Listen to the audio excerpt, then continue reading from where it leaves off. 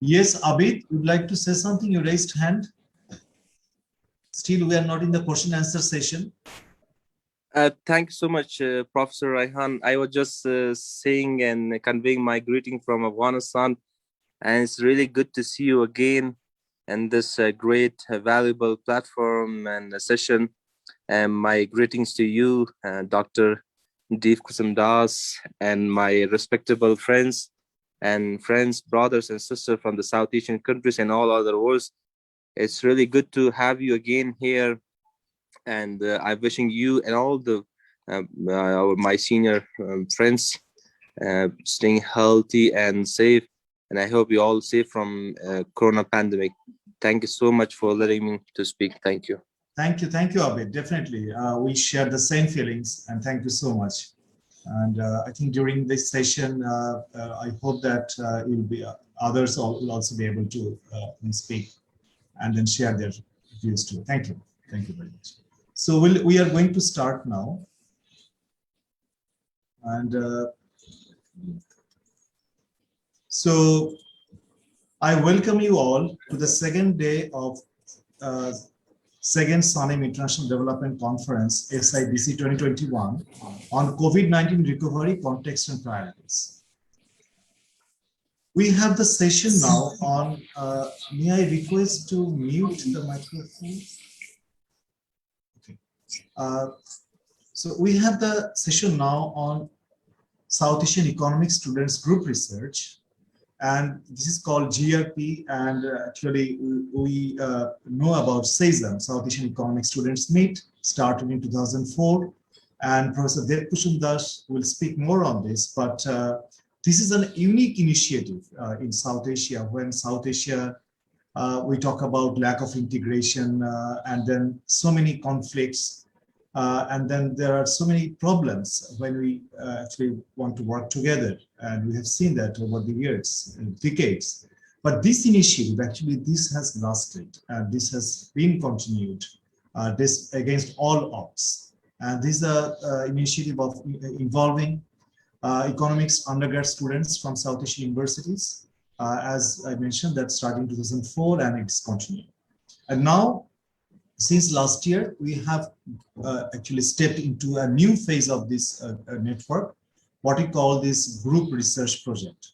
And this is kind of supported by the World Bank, but under this group research project, 8 researches actually by the students which have been actually conducted. And there are advisors from the faculties as well as mentors, and many of them are present today. And I'm really happy to see many of the faces whom I actually have been working with for the last many years. We'll hear more about this GRP from Professor Decomposition Das. But let me first say a few words about the chief guest of this session, and who is none but Professor Wahidin Mahmood. Professor Wahidin Mahmood is an eminent economist of Bangladesh. He was a professor of economics at the University of Dhaka. Actually, I was his direct student. I'm so grateful to Sir that he's here with us. He acted as a member of the caretaker government of Bangladesh in 1996, where he was in charge of the Ministry of Finance and the Ministry of Planning. He is currently a member of the UN Committee for Development Policy, UNCDP. Professor Mahmood is also acting as a senior country advisor of International Growth Center, IGC, at London School of Economics, and the chairman of South Asia Network of Economic Research Institutes, SANAI. He has frequently consulted for many national and international organizations and has held visiting appointments at Cambridge University, IDS at Sussex University, IFPRI, UNDP, and the World Bank, amongst others. He was the co-founder and a former chairman of Polli Karma Sahayak Foundation, PKSF, the apex organization for funding the microcredit programs of NGOs in Bangladesh. He was also the founder chairman of Institute of Microfinance, INM. He has authored several books and numerous journal papers on a wide range of topics in developing economics. Let me now say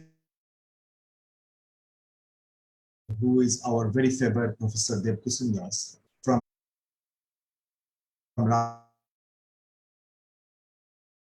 I should mention that Professor Mihir Pandey were the founders of the SESM, the South Asian Economic Students Meet, And his passion for SISM has been the major instrument or the driver for taking this unique initiative in South Asia forward. So with these few words, I would like to give the floor to the moderator, but just a few housekeeping rules. We have 8 presentations, so I would request the presenters to speak for 8 minutes each. So we'll have around 65 minutes for the presentations. And then we'll have our chief guest, we'll have an open discussion session for around 20-25 minutes. Then we'll have our chief guest, Professor Mahmood. He will speak for around 25 minutes. But at the beginning, we request Professor Dev Kusum Das to set the tone, and also at the end to have his concluding remarks. So with this, over to you, Professor Das, and look forward to a very exciting session. Salim, sir, yes, sir. Professor Das, would you excuse me? I mean, and maybe you will explain. All these are projects, research projects of students guided by some faculty members. I can understand that. But the students are at what levels they are studying? I mean, are they undergraduate level students or mostly?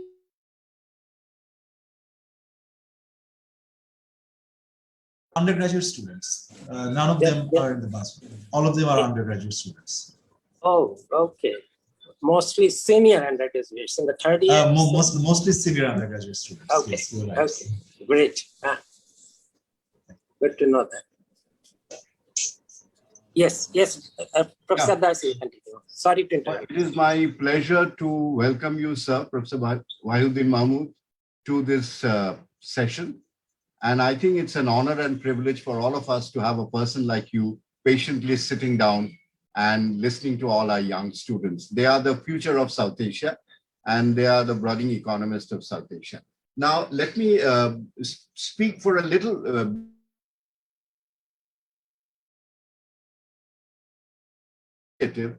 South Asia has many development challenges, and one of the biggest development challenges that as South Asian citizens, we hardly interact with our fellow South Asian citizens. So both SISM, which is an undergraduate platform for South Asian students of economics, and the group research project have been born out of the necessity to interact with each other, to ensure that we understand each other, we ensure that the culture, life, everything of the South Asian students, we do not hear from a third party and we experience it firsthand.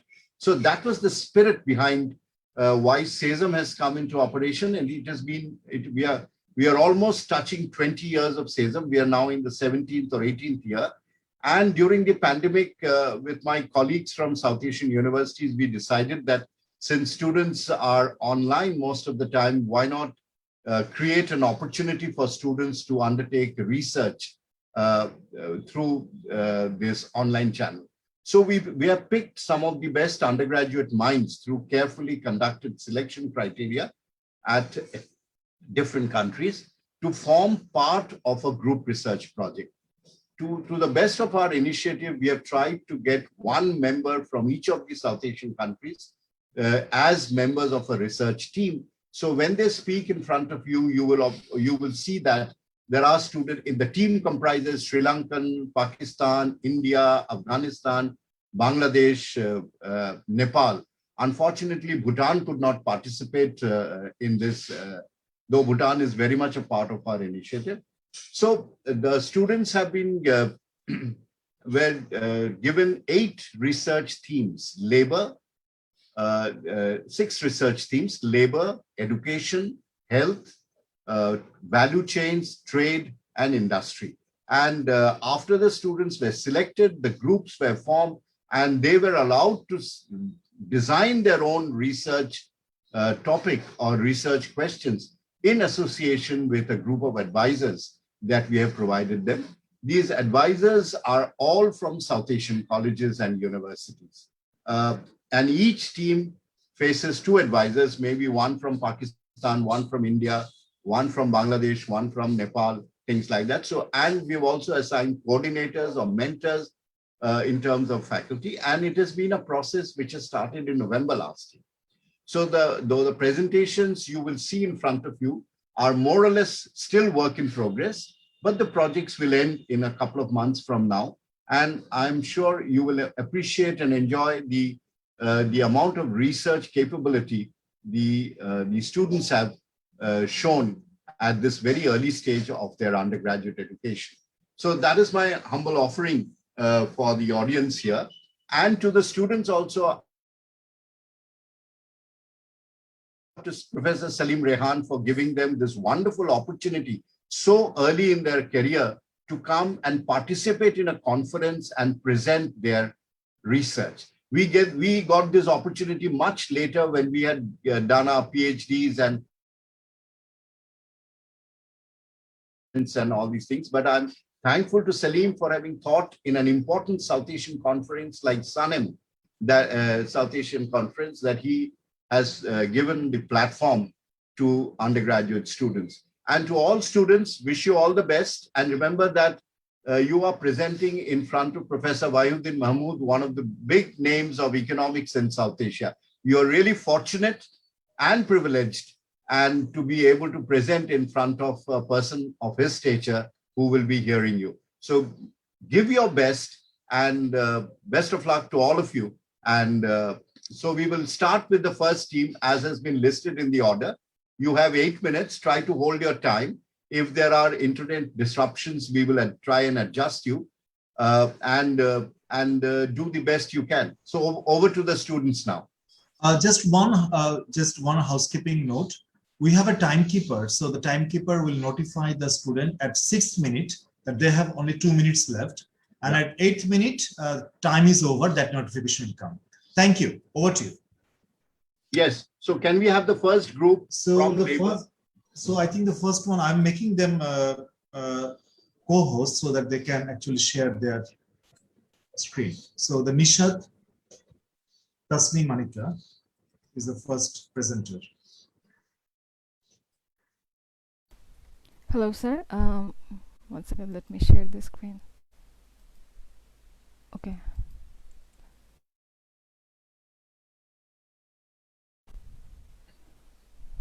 Okay. Yes, it is visible. Good. Thank you, everyone. I'm Nishat Tasnimanika from Bangladesh, and I'm going to present our research on the impact of remittance inflows on the consumption in South Asia. My team members are Samvid Uday, Shezil Chima, Suzan Ariel, and Thisarani Jayasundara. Our advisors are Dr. Adil Tariq sir, Dr. Nirmal sir, and our coordinator is Naveen sir. So why we are working on remittance and why remittance is so important in South Asia. First of all, remittance represent the largest financial inflows in South Asia, which is even more than the ODAs and FDIs. And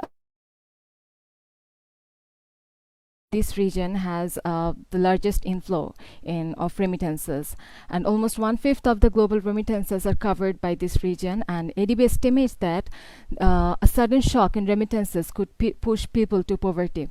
So these are the statistics. I'm just going over this. And so why we are basically motivated about this research because of the fact that a negative shock in remittances can trigger the consumption instability in this region. And why consumption instability is so important? Because instability will have a negative effect on human and physical capital accumulation. So we think that it's important to assess the role of remittances on consumption stabilization. So these are research questions. We want to find if remittances act as an insurance to cushion consumption stability in this region, and we want to calculate the time for the consumption to stabilize after a negative shock in remittances. So these are the research objective, and our hypothesis is that remittances will reduce consumption instability in South Asia. And we are just mentioning the major literatures that we have found, and the research on consumption stability is relatively new. The oldest literature we could find about it is by Kombeck and Ibeck in 2011. They found that remittances significantly reduce household consumption instability. It appears to be a hedge against the negative shocks, and remittances work better in less financially developed countries like South Asian countries, and when they're too high, their stabilizing impact on consumption is weakened. conversion effect also explains two effects. The first is ex ante and the second is ex post risk mechanism. So the ex post reaction of households to the negative shock is that they send some members to work, or they ask for additional monetary assistance from the migrants in the time of economic stress. And Mahapatra and Young also has backed this argument with their research. I'm just going to skip this. Okay. We have seen read one paper by Haridat Ramcharan, which has estimated the consumption augmentation effect of remittances in India, and the results find that there are significant evidence of consumption augmentation effect. The consumption responds higher to remittances than to real income, and there is also evidence of pro-cyclical effect. But on the other hand, World Bank in 2015 has found that remittances are relatively stable and acyclical, and Hilmi finds that there is a significant consumption smoothing effect of remittances. Lehman Basnet did a similar research with the panel of 5 South Asian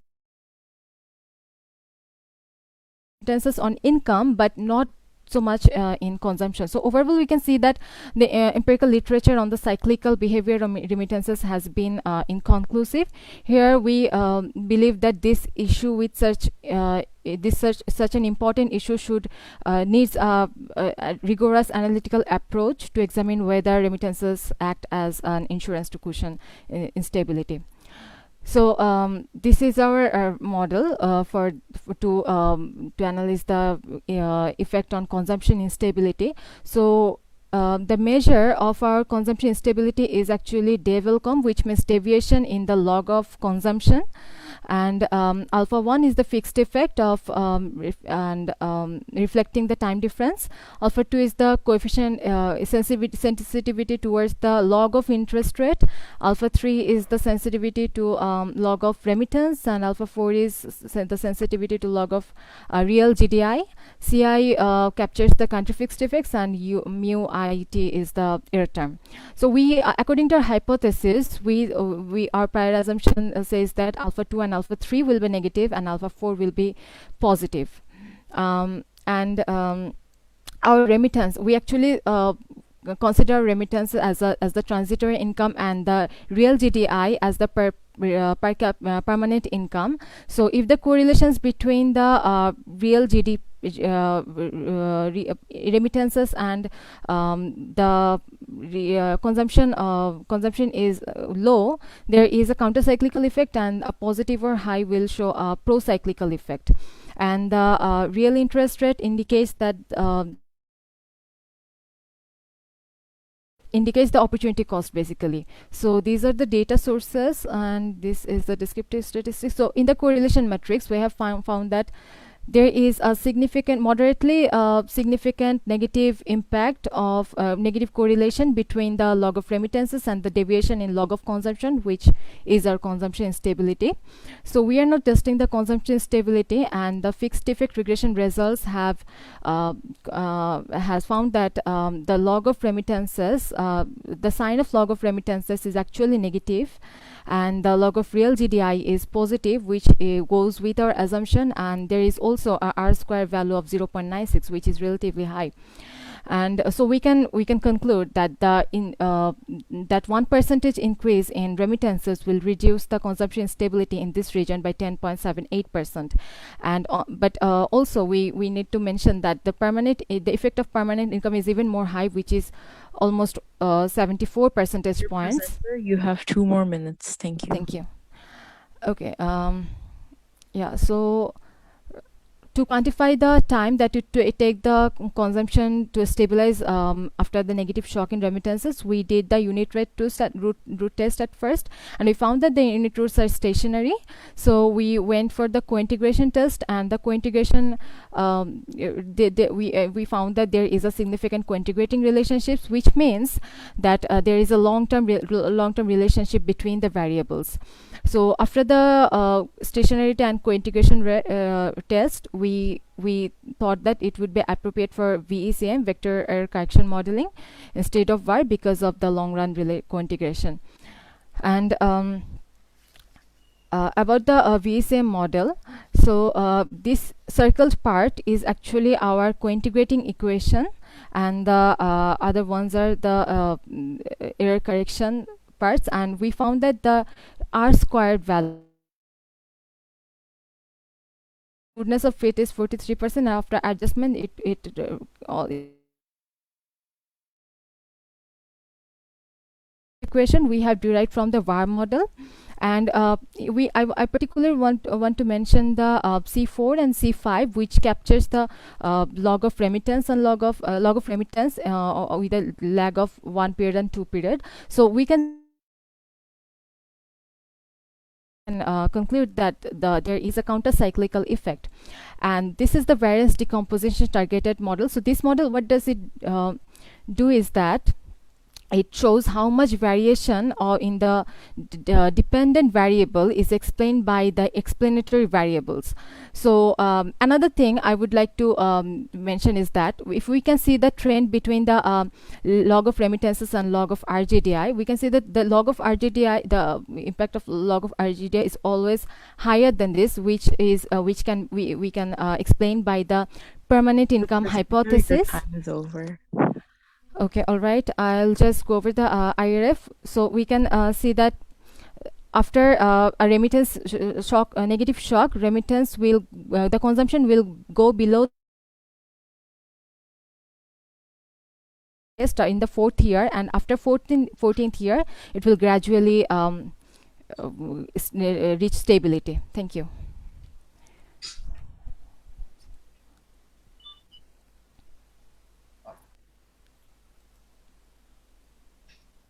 Can you just put your conclusion for a minute? Just your conclusion on the slide for a minute. Inflow in South Asia can help mitigate the consumption, and we found a long-run relationship between remittances and consumption instability, and the effect of remittance on the consumption instability was actually counter-cyclical, and consumption will be below mean after a negative remittance shock, and it will be the lowest in this 4th year, and it will gradually stabilize in the 14th year, as we can see in this graph. Thank you very much. Thank you very much for an excellent presentation. And thank you very much to your entire team and advisors for putting you on for a very good presentation. May I now request the second team on the schedule to come and present. Team members, just remember, if you're running short of time, just skip to the conclusion. Do not keep on talking about the results if you're running short of time. It's important to know the conclusions of your research also. Yes, hello, can you see my screen? Yes. Okay, so can I begin?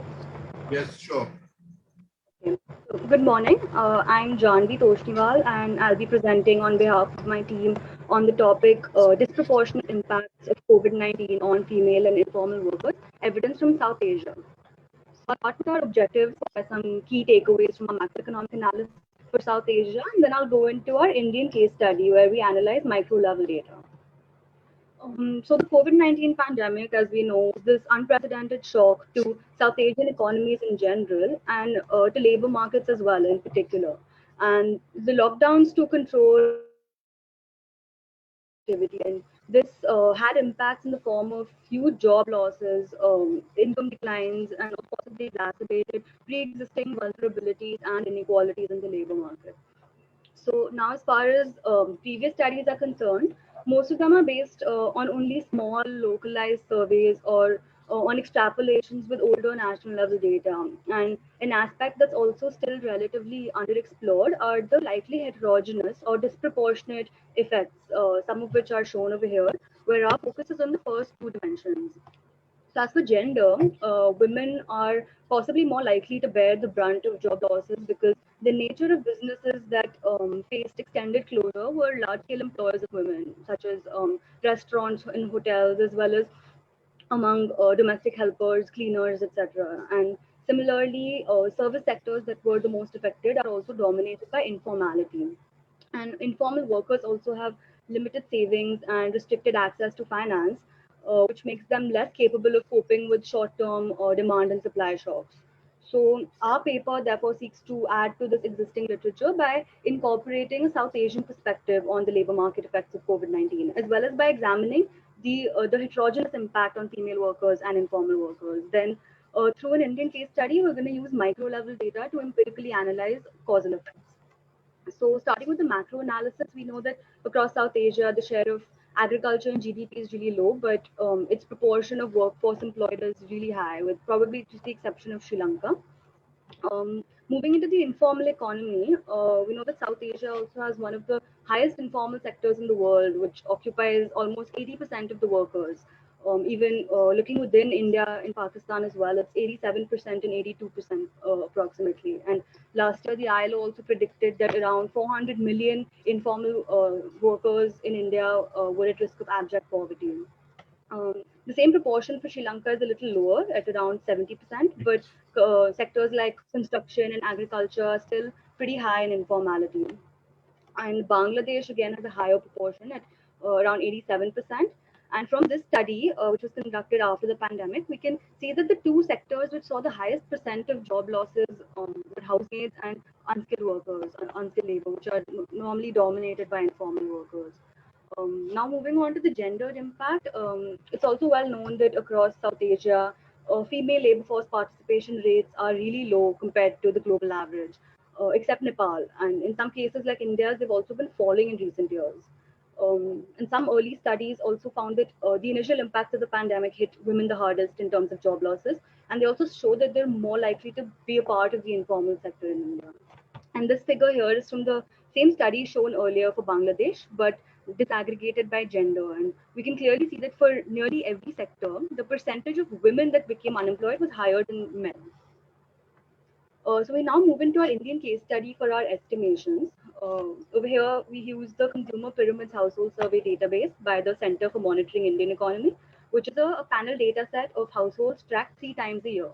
And since most studies on the labor market make use of these national level surveys, but the most recent rounds of these were available only before the pandemic. So this is the only national level source across South Asia for assessing individual level impacts.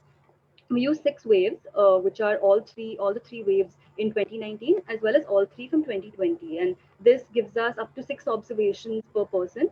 But this is subject to attrition as well, which was particularly seen in the month of April 2020, because because the complete lockdown was quite disruptive to surveys. So to tackle this problem of attrition and to ensure that our estimations have higher accuracy, we create a balanced panel by only keeping observations for individuals who are present in all 6 waves. And this gives us 30,869 observations in each wave. We follow a difference in difference strategy and run panel fixed effects regressions to analyze heterogeneity along both our relevant dimensions. And we use these 2 equations.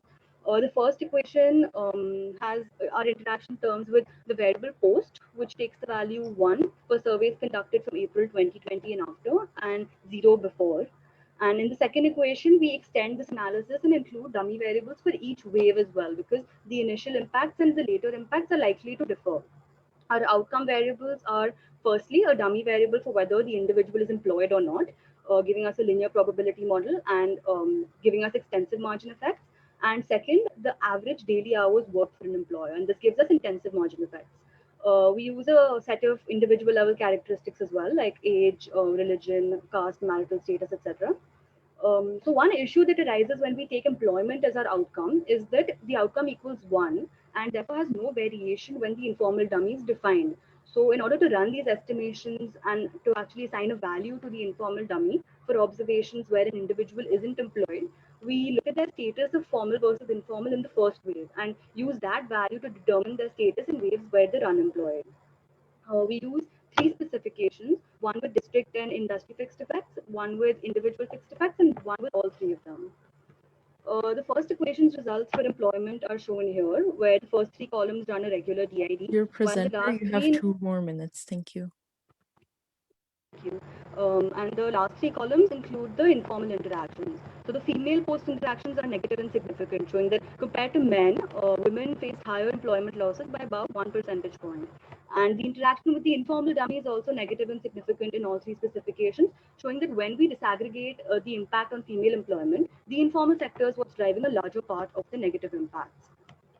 Now for our second equation, we plot the coefficients from our estimations along with 95% confidence interval using wave 1 as our base category. And here waves 4 and 5, we can see have negative and significant coefficients in this case, indicating a large initial employment loss, after which there's a recovery in the sixth wave. And since wave 4 covers January to April, that entire window in 2020, the magnitude of impact here may be subdued because of the January to March period before the pandemic. So as an additional robustness check, we also run these estimations using only the subset of individuals that were interviewed in April 2020 and not from January to March. Here we're probably likely to see larger impacts. Due to the shortage of time, we won't discuss these, but the relevant tables are in the appendix slides as well. The coefficients here show that January to April sees women being slightly better off, but the effects from May to August are disproportionately felt by women. Lastly, with the informal interactions, again, wave 5 sees a negative and significant coefficient, showing that the early adverse impacts on employment was stronger among informal workers. And we ran similar estimations for intensive margin as well, but the tables are in the appendix if you need to, if you'd like to see it. So from our study, we found that the impacts of lockdown are highly uneven across gender and formality. In case of India, our analysis using panel data found over a 6% fall in employment immediately after lockdowns, that women were over 2 percentage points more likely to lose their jobs, and that within women, informal workers were around 5% percentage points more likely to lose their job as well. And these effects are probably likely to be similar across other South Asian nations too. And therefore, it's likely for pre-existing labor market inequalities to be getting reinforced after the pandemic. And this requires policy to recognize and address the origins and manifestations of such disadvantage. Thank you. Thank you, Janvi, for a very good presentation and good team effort, I must say. Thank you again. May I now request the third team, which is from education, on the theme education, to please start their presentation.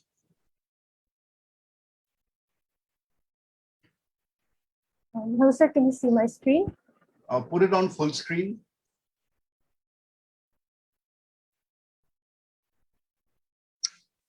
Yes, that's better. Okay. Good morning, everyone. I'm Ferzin Mumtahana, and I will be presenting on behalf of my team. Our project is on the learning losses of undergraduate students in South Asia during COVID-19 and its determinants. We know that such a long period of disruption in education is likely to result in reversals in academic progress or losses in learning. This is an increased threat in South Asia because overall, this region had poor learning outcomes even before the pandemic. Significant learning losses have been found among primary and secondary school students during COVID-19, but our focus is on tertiary education because it has been less researched upon in the COVID context, perhaps because of the various streams and disciplines at the tertiary level.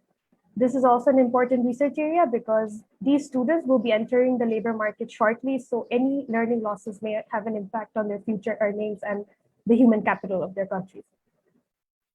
Hence, we want to understand the types and extent of learning losses faced by university students and see what its determinants are. We collected primary data using Google Forms and targeted all students enrolled in undergraduate programs in South Asia, regardless of their majors or academic disciplines. After pre-testing the survey instrument, the final survey was circulated through social media platforms and through emails to faculty members for 40 days. Total response was 2,016, but after the data cleaning process and only considering students who have attended online classes, the working sample came down to 1,871. The survey had 8 different modules collecting information related to students' households, their academics, their emotional well-being, etc. We are using these modules to find out a learning score, and we will do our estimation using OLS techniques. These were our explanatory variables: individual characteristics, household characteristics, university characteristics, availability of technology, and regional controls. I will explain how this learning score is constructed in subsequent slides, but before that, it's important to see what the data is showing. Here we have the profile of our respondents. We see that majority of students are from India and Bangladesh. We had a good mix of both male and female students. 65% of our students belong to public universities. The rest were from private or semi-private. We have students from arts, social sciences, business majors, but 55% are from science backgrounds. Here are some other demographic characteristics of our sample. Since all of these are tertiary level students and the survey was conducted online, we see that majority were from urban households and majority parents also had tertiary education. Now coming to the learning outcomes, it was found that grades of 37% students increased compared to pre-COVID times. We should note here that 23% of our sample did not have any assessment or grading during the pandemic, so those are not shown here. So this improvement in GPA may give an impression that students are performing better now, but is that really the case? If we look at academic inputs, we see a different picture. Class attendance and number of assignments submitted per course on average has fallen. And students are not even compensating for this reduced effort by self-studying more at home now, because you can see weekly study hours have also gone down for about 50%. Looking further into other learning activities, we see that participation in class discussion has fallen. Participation in supplementary learning activities such as seminars and workshops have fallen. Academic honesty has decreased for more than 50%, meaning students are now engaging in unfair means during the assessments of maybe copying each other's work. And this could be a reason for the improved grades that I had shown earlier. Peer-to-peer learning and regular feedback from teachers have also fallen during the pandemic for the majority. Past literature tells us that these are very important indicators since grades may not always be the true reflection of quality learning. So we combine these indicators with class attendance. Composite learning score in two ways. In one, we add the scores of all the items, giving equal weights to each, and in the other, we use principal component analysis to estimate the weights. This methodology is similar to the learning loss scale developed by Richmond. What we did here is we assigned score 1 for decreased, 2 for unchanged, and 3 for increased. So any score less than 2 would indicate a learning loss. This slide simply shows the average learning scores using the two different methodologies, the equal weighted one and the PCA weighted one. We see that you can see here that all these scores are significantly less than 2, indicating that all countries have faced learning losses. Some have faced more, some have faced less. Now I'm presenting our findings. The dependent variable is the learning score using the two different methods. Using India as the base, we ran OLS regressions and the results were pretty much same for both. We find that learning losses are higher for female students than males. We see that students from public universities are suffering from higher learning loss. Students who are facing internet disruption they're also facing higher learning loss. Students whose family income reduced due to the pandemic, students belonging to larger households, they're also facing more learning loss compared to their counterparts. As for the country differences, we see that students of Pakistan and students of India have higher learning loss compared to the Indian students. These are the findings I just explained, so I will move on to the next slide. And other findings as well in our paper. For example, 67% students are not satisfied with online learning. They face interruption, they have to share their devices Dear with their presenter, you have 2 more minutes. Thank you. There is fear of academic year loss, and this delay in graduation is higher among public university students. We have a complete section on emotional well-being of university students and their lack of motivation. We found that female students are significantly facing higher learning psychological distress compared to males. We do have more on each of these findings, but I'm not presenting them now. I will be happy to show them later if required. There are, of course, few caveats for our study. We went for snowball sampling, and we know that it may not be the best strategy, but it also allowed us a wider and more diverse reach. It's a pro-urban sample because we conducted the survey online, but from our findings, we can also expect learning losses to be even more among rural students. Based on our study, we have few policy suggestions. One would be increasing student-teacher interaction, assigning counseling sessions, especially for especially to give career advice or emotional support, making the teaching methods more engaging, incorporating more peer-to-peer learning, providing recorded lectures for students because internet disruption is very common, keeping tutors who will be available online to help students who are falling behind, and providing smartphones to students who don't have access to personal devices. We are still in the process of improving this paper, so we will be doing some robustness checks in future. We want to use limited dependent variable to models to estimate all the learning indicators separately instead of one composite score. We also want to see within country dynamics. For example, in India, there are different religions and caste backgrounds, and these characteristics may affect learning loss. So we want to explore these along with any suggestions we received today. Thank you. Hope you enjoyed the presentation. Thank you very much, Farzeen, for finishing on time. It's also important to remember that time is very important and for an excellent presentation and good team effort. So may I now request the second education group to please come forward and present. Yes.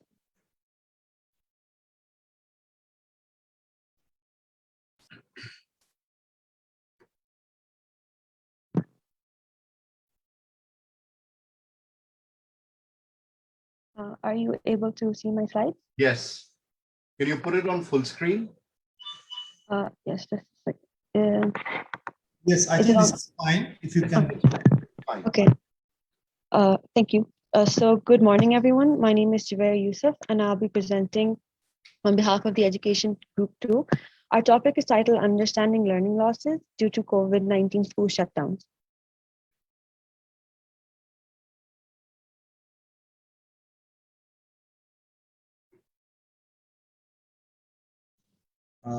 Did we lose Zabaria because of internet connection? Oh, I think you are back now. Yes. Yes. Okay, sorry. So allow me to begin with a brief definition of what we mean by learning loss.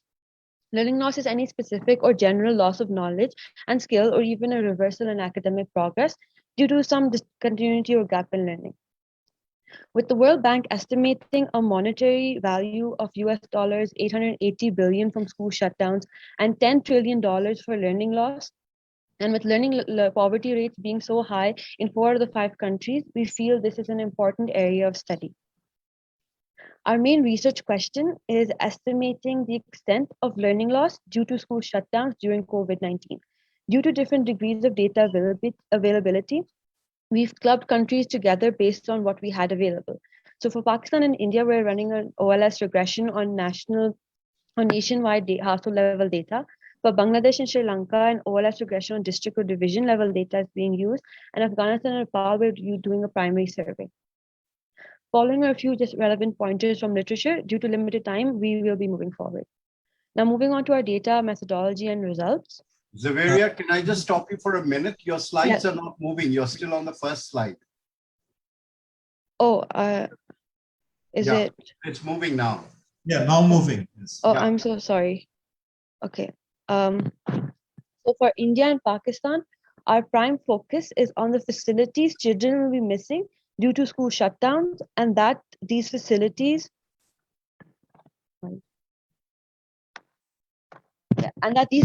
will have an effect, will affect their math and English scores.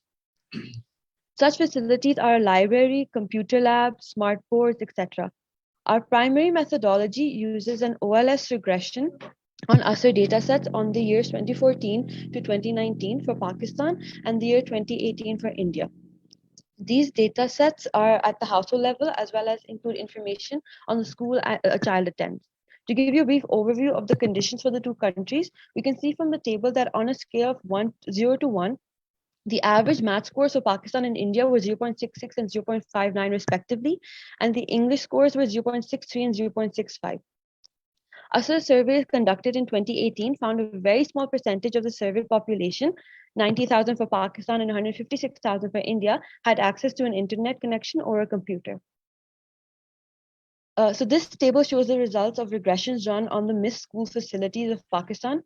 Right now, we have ran regressions on each facility separately rather than on an index. For both math and English score, each facility is significant and positive, which shows that these facilities do have some direct impact on math and English scores. So similarly for India, library and computer lab were significant for math scores, but playground was insignificant. All the coefficients were smaller than those for Pakistan under math score, showing these variables had a smaller effect on math ability. In the case for Sri Lanka and Bangladesh, we used panel data on pass percentages. For Sri Lanka, our data is spanning from 2015 to 2020 and consists of pass percentages of 99 educational zones. And for Bangladesh, we used division-wise pass percentages from 2011 to 2020. In both cases, we ran an OLS regression of pass percentages with respect to time as shown on this slide, with t is equal to 1 for the first year and so on. So in Bangladesh, SSC and HSC pass percentages were used. SSC is the public examination after completion of 10th grade, and HSC is the public examination after completion of 12th grade.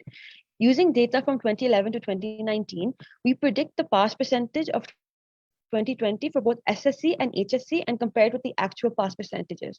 From our results, we see that at SSC level, the actual average pass percentage is around 82%, whereas our predicted value is 80%. For HSC, the actual is 100%, whereas the predicted stands at 70%. For Sri Lanka, grade 5 scholarship examination pass percentages were used to conduct a similar OLS regression as Bangladesh. Based on the OLS models run on zonal level data from 2015 to 2019, the average pass percentage predicted for 2020 is 13.2% in comparison with the actual pass percentage, average pass percentage of 14.1%. We can observe a learning gain of 0.9 percentage points. It's also important to note that in 2019, the pass marks were reduced to allow for more students to pass the examination and obtain the scholarship, which explains the visible rise in pass percentages for that year only. The reasons we have deduced from the results we just discussed could be that in the case of Bangladesh, SSC exams which took place just before school shutdown due to COVID-19 were graded during the pandemic period and students may have been leniently graded. HSC examinations, on the other hand, were repeatedly postponed and students were finally auto-passed based on previous public examination results. For Sri Lanka, the examination took place in October 2020. For Sri Lanka, the examination took place in October 2020 and were conducted physically under normal conditions as how it was previously held. The learning gain we observed could have occurred as a result of credential inflation. However, by taking into account that school was shut down for over 3 months, this gap may have been caused by lenient grading as well. So we have some other results as well, but I won't be getting into the details, just the highlights. We found certain gender differentials from our data in Bangladesh. A high proportion of males were achieving the highest grade of GPA 5 at SSC level. At HSC level, a high proportion of females are passing compared to males. So again, because I have limited time, I'll be skipping over the Sri Lanka part. So Afghanistan and Nepal, we decided to go for primary data collection due to lack of relevant data. Due to logistical reasons, we selected one school in Nepal and one in Afghanistan. For the quantitative portion, we sent out a questionnaire through Google Forms to grade 10 students, which asked about their experience with online schooling, how their school habits has changed, and most importantly, their feelings towards it. For the qualitative portion, in order to dive further into online school experience, we have been interviewing the students' respective parents and teachers over the telephone. The questions cover a broad number of themes, as you can see over here. And the survey is currently ongoing, but I do have some a few responses from each category. One common theme that we can see from each response is that of concentration. One student had difficulty comprehending instructions, and another said that studying from home meant they couldn't give their full attention to the class because they had other household chores to tend to. Teachers expressed their concern over having to redo parts of the syllabus over and over due to constant connectivity issues, which led to high disruption. Furthermore, a set of parents stated supervision to be a key problem in schooling their child. The child refused to attend class unless one parent was present. So some limitations of our study that we have established are that one, we see that focusing on countries individually rather than a cumulative procedure. We do face difficulties in comparison. And since these are preliminary results, we are in the process of polishing our results. In this process, we aim to In this process, we aim to create a pooled cross-sectional data set for Pakistan, a panel regression for Bangladesh and Sri Lanka, and we are in the process of near completion of the survey for Afghanistan and Nepal, and will be ready with the results in a week or so. Finally, we end with some policy recommendations. From our primary research, our preliminary findings suggest that there's a barrier between teachers and students that is preventing learning at its full capacity. Due to this, we suggest more interactive classes rather than teachers simply speaking and assigning work, as group projects involving crafts and such. Secondly, we suggest remedial classes to be taken up once schools reopen to relearn what was missed. We have also seen an increase in auto pass in countries like Bangladesh, Pakistan, and India, where students are promoted without proper examination. Not to say that extra pressure be put on students, but rather construct an online examination system where children are assessed in a just manner. This concludes our presentation. Thank you. I would just like to show our equation that I had missed earlier for our estimation for equation for India and Pakistan, which just shows the variables that we'll be using. Thank you. Thank you, Zavera, for a very good presentation. And so we have finished education and labor. Now we will open it to the health presentation.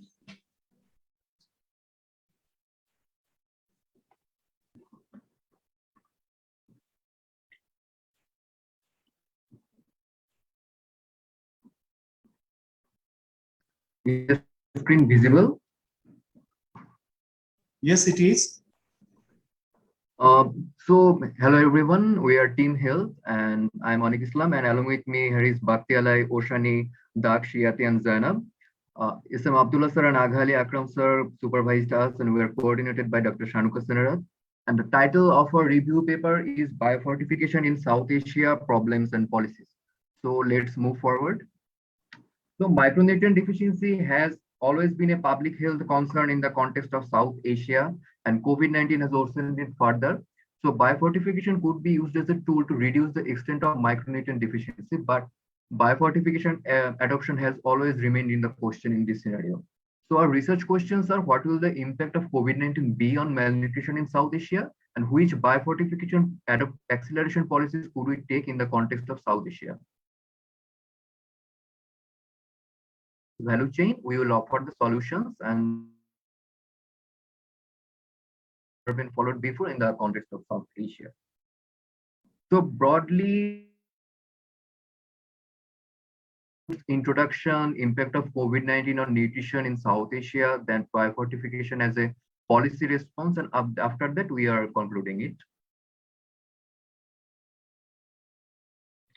So our objectives are to study the extent of micronutrient deficiency in South Asia and the impact of the COVID-19 pandemic would have an MND, to assess the importance of biofortification, to research the problems that discourage consumer acceptance and farmer adoption, and finally, we'll provide policy prescriptions for biofortification acceleration in South Asia, and we will take essence from the economic models or economic theories.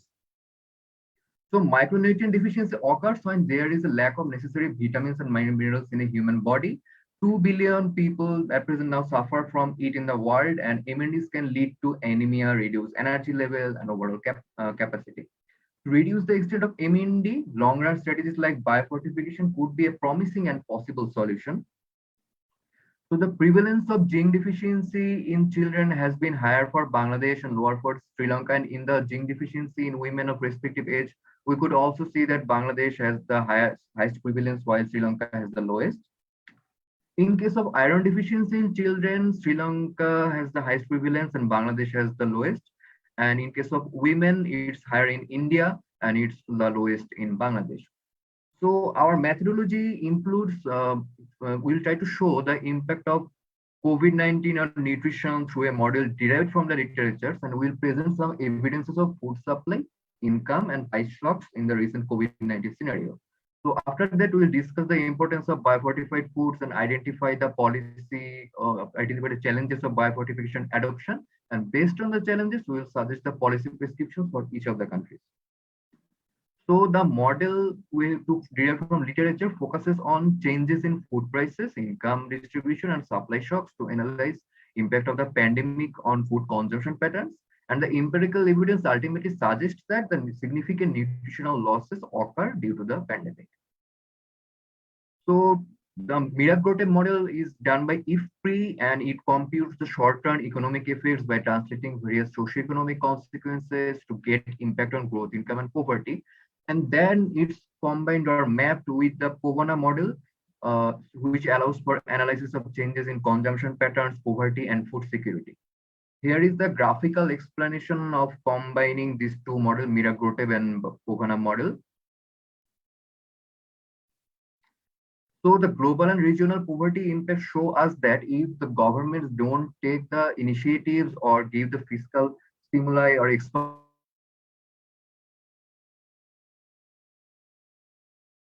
South Asia, the number of people living in extreme poverty could increase by 15%, and in the rural population, it could increase by 14%.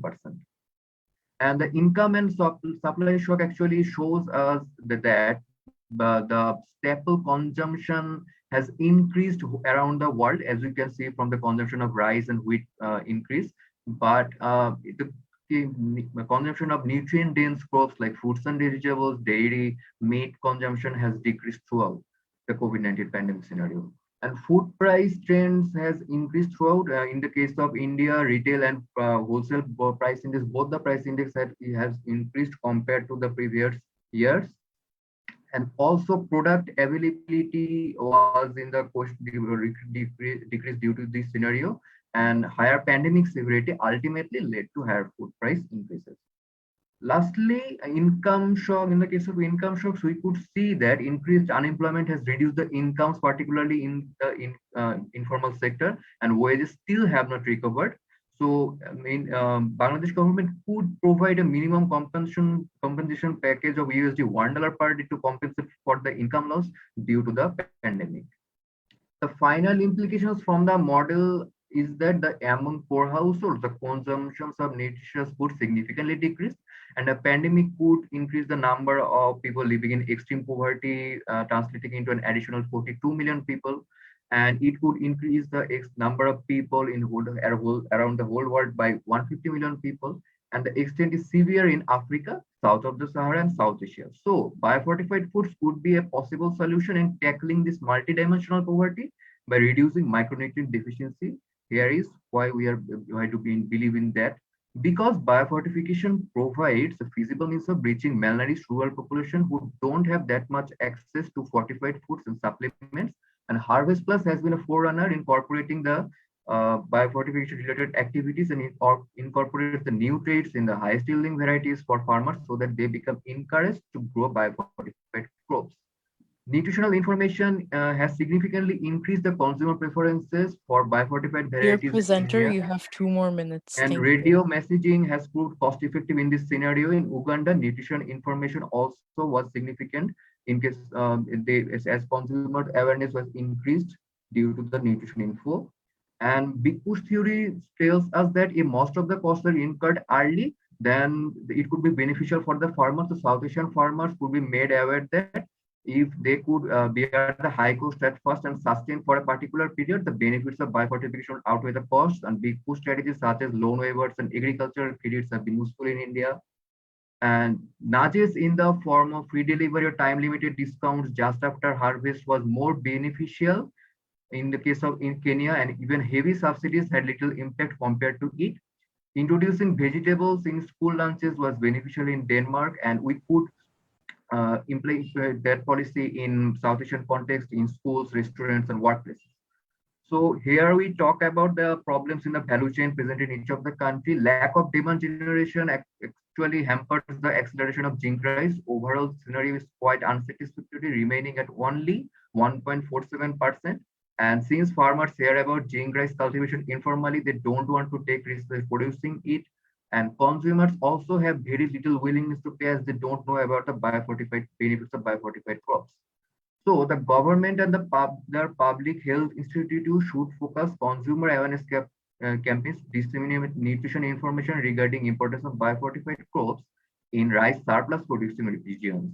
And also taking essence from the nudge theory evidence, we could use the pre-fertilizer delivery service, but since there is cultural difference between Kenya and Bangladesh, a pilot study should be a first step.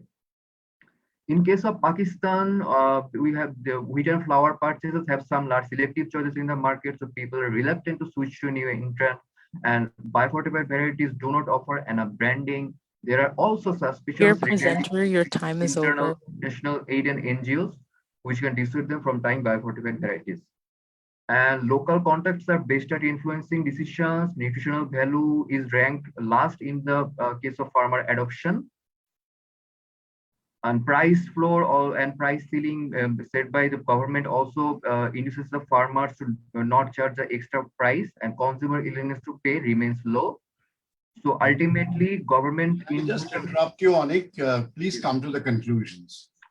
So the ultimate conclusion is that biofortification can be a cost-efficient and sustainable solution, and it's time to take the mass awareness programs across the South Asia, and standards should be created and enforced strictly, so that people can reap the benefits of biofortification. Thank you. Thank you very much, and for a good presentation. May I now request the next in line, and presenters, please note that you are supposed to keep your video on while you're presenting.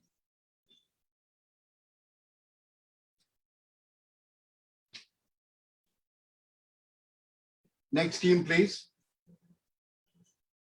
Next is Aziza Akrami.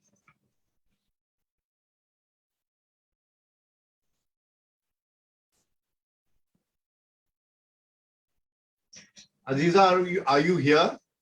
I think she's here. I made her Yes. co-host too for the presentation. Aziza, can you hear us? Yes, sir. Yes.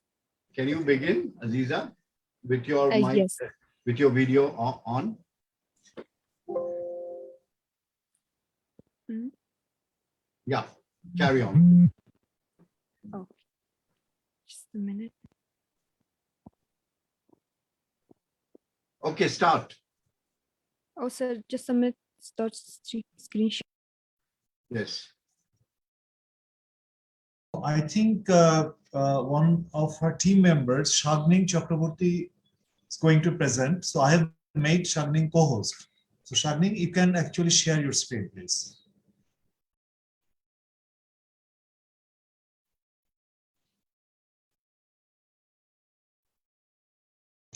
Is my screen visible now? Yes, it is. Okay, then if Aziza is ready, we can start. Hello and good morning, everyone. This is Zach Rami presenting from Team Industry. And our research title is Comparative Advantage and Its Determinant, a study of South Asian textile and clothing sector. Our advisor is Professor K. Narayan and Professor Naveen Adhikari. Introduction. So, as you all know, international trade can increase domestic productivity through technological transfers. All developing countries like South Asia have increasingly relied on expansion of trade, investment, and technology transfer for economic growth. Export patterns can therefore reveal important information about transfers in specialization and competitiveness of various economies. So there are various and different theories are explain the relationship between trade patterns and competitiveness. For instance, in recording model, competitive advantage is determined by the cost of production, pre-trade, relative price, and factor productivity, which is often immeasurable variables. So as an alternative, RCA or a reveal comparative advantage is used, which compare national sectorial share of export with the worldwide analog. So finally, understanding comparative advantage analog help us in formalizing fine-tuned trade policy to maximize the gain and benefits from the trade. And importance of South Asian textile and clothing sector. So why textile and clothing sector is important for South Asia? First of all, it's one of the fastest growing export sector in all South Asia. It displayed a characteristic of good job for development, and it forms a huge amount of South Asian countries export, and it's highly a female intensive industry, which female achieve higher wages in compare with the informal sector like agriculture. So our research objectives are we follow four important research objectives. First, we construct an NRC index for textile and clothing sector for 6 South Asian countries, including Bangladesh, Afghanistan, Nepal, Pakistan, and Sri Lanka. After that, we have investigated the determinants of NRC at 2 levels. First, we have looked at the relationship between NRC and macroeconomics indicators such as GDP, exchange rate, and terms of trade and foreign direct investment. Next, we analyze the inter-firm differences in export intensity using two-stage four-bit truncated model on World Bank Enterprise Survey. And finally, after discussing the vulnerabilities, we make a cross-country comparison and highlight the potential for trade integration through coordination in the trade policy. Our literature review section, many studies have been done so far for clothing and textile sector and shows that all South Asian countries has a comparative advantage in textile and clothing sector. You can see in the slide studies. In methodology, in absence of pre-trade data for South Asian countries, BALASA index is most commonly used. You can see the equation in this slide. But BALASA index has some few disadvantages. First of all, it cannot differentiate between improvements in factor endowment and relative productivity. It's asymmetric around unity. It has a poor ordinal ranking quality, shows a size bias for countries like Nepal and Sri Lanka. Our data sources, WITS and UN Comtrade. We created an RC index at HS2-digit level for 14 commodities of textile and clothing. And the chosen time frame is 13 years between 1990 to 2019. Sorry, I think here I skip a section. So because of shortcoming in BALASA index, can you go Shagni this slide once again? Yeah, because of shortcoming in the BALASA index, so we use normalized revealed comparative advantage of yet al. We constructing an index using a hypothetical state, and we calculate the deviation of the all countries' actual export from expected export at the count points. So NRC has some advantage over the BALASA and RC. First of all, it is asymmetric and range between minus 0.25 and 0.25. It zero is at the count point, since actual export are same as expected export. It's independent from choice of references, countries, and sectors, and also it has a stable mean across the time and spaces. Now in the results section, as I mentioned it before, we first created an index for 6 South Asian countries for textile and clothing. This is the results of NRC textile for South Asian countries. As you can see in the graph, India and Pakistan have a significantly greater advantage in textile over the all other South Asian countries. However, where India has witnessed a net increase with the match fluctuation, Pakistan has experienced a more persistent overall decline in NRC and textile. Other South Asian countries are significantly lower than Pakistan, and India has a flat growth. Next slide. Yeah. NRC clothing result. As you can see in the graph, Bangladesh is the country that achieved the greatest amount of growth in comparative advantage from 1990 to 2019. It increases from 1.69% to 16.85% over 13 years. So India, after that, India performed second best terms of growth. And following the India, Pakistan, and Sri Lanka follows the similar patterns and trends with a little overall increase. And Bangladesh advantage matched its performance at the HS2-digit level. It has a comparative advantage in crochet fabric. And for crochet fabric, all other South Asian countries expect India comparative advantage is 0. And part 2, after creating NRC index, we look at macroeconomic determinant of NRCA. We use multiple linear regression. we selected 5 variables: GDP per capita, trade openness, real effectiveness of exchange, FDI, and terms of trade. And we have yet conducted tests for stationarity and unit growth. And the following result, as I will show in the next 2 slides, are pooled data set for all South Asian countries. NRCA, you can see in this slide the result for NRCA textile liberation You have result. 2 more minutes. Thank you. Okay. As you can see in the figure, trade openness and FDI are significant and 0.1%. RER is significant at 1%, and positive correlation of FDI and negative correlation of RE something was expected, but interestingly, trade openness correlation is negative, which we don't know exactly the reason. And for result of NRC clothing regression, you can see that trade openness and FDI are significant at 0.1%, and RER is significant at 1%. So again, GDP per capita shows a negative correlation, which was not something expected. And a part of reason might be because many South Asian countries have higher GDP, like Sri Lanka has higher GDP, but lower NRCA. But we are still working on this result to find more feasible reasons.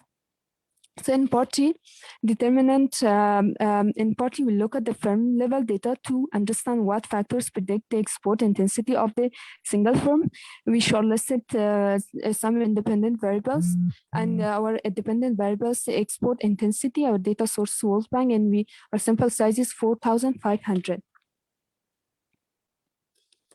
So in next slide, follow the methodology for part C.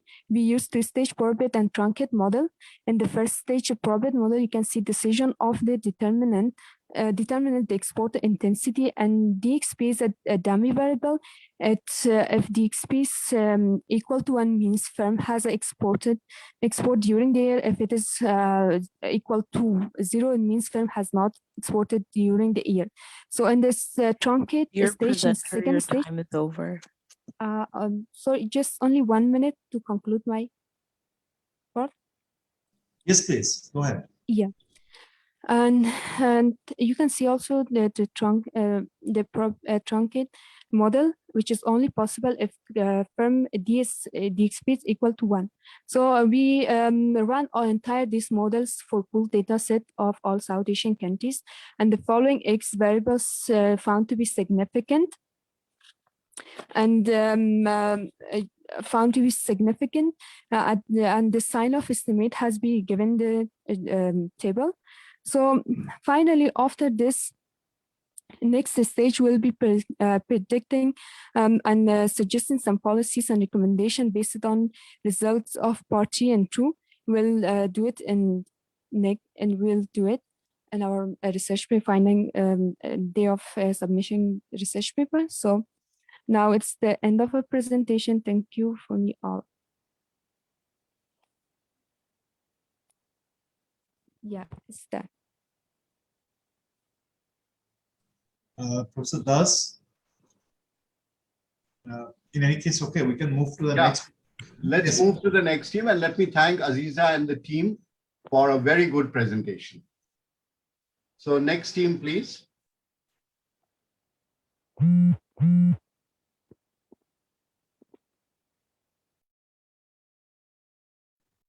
Hello, can you see my screen? Yes, we can. Yes, put it in the full screen, yes. Right, so I'm Hashini. Well, good morning, everyone, and I'm Hashini Gangavijayasekara from the University of Colombo, Sri Lanka. I am representing the trade and investment team at CSM 2021, and my team members are Aditya Tiwari, Anmol Baral, Muhammad Bashir, Saima Sadat, and Sheikh Rafi Ahmed, our leader. And our advisors are Professor Saikat Singh Roy and Mr. Abdul Bari Ahmed Zaid, and our coordinator, Mr. Navin Vikramratna. Our research project is on assessing the impact of trade disruptions on food security in South Asia amidst the implications for COVID-19. Well, moving on to the content of today's presentation, I'll be briefly taking you through the following given the time that we have. And like most of us have, just like most of the other presentations, our presentation is also, we're still working on it, the project, and this is not the final version of the presentation. Well, but we are glad to share the facts and findings we've come across so far. Now, coming to the background of the presentation, well, from a prior to the pandemic point of view, the trade between the South Asian countries has not been very high, despite the existence of a South Asian free trade area since 2006, right? So all our top trading partners are all non-SAARC, and especially when it comes to food trade, in comparison to other regions like the ASEAN, for example, in East Asia, we're very less open to food trade specifically. Right?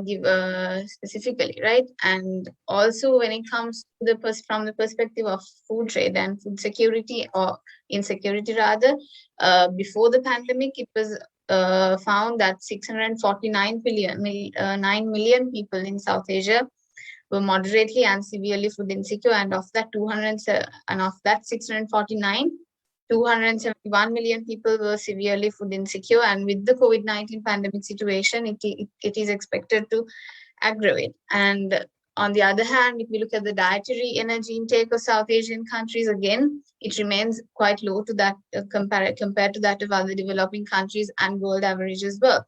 So in a backdrop as such, with COVID-19 induced trade disruptions to international trade and the food supply chain, we see that we felt that it is actually worthwhile looking into the connection between the two and what repercussions have been created.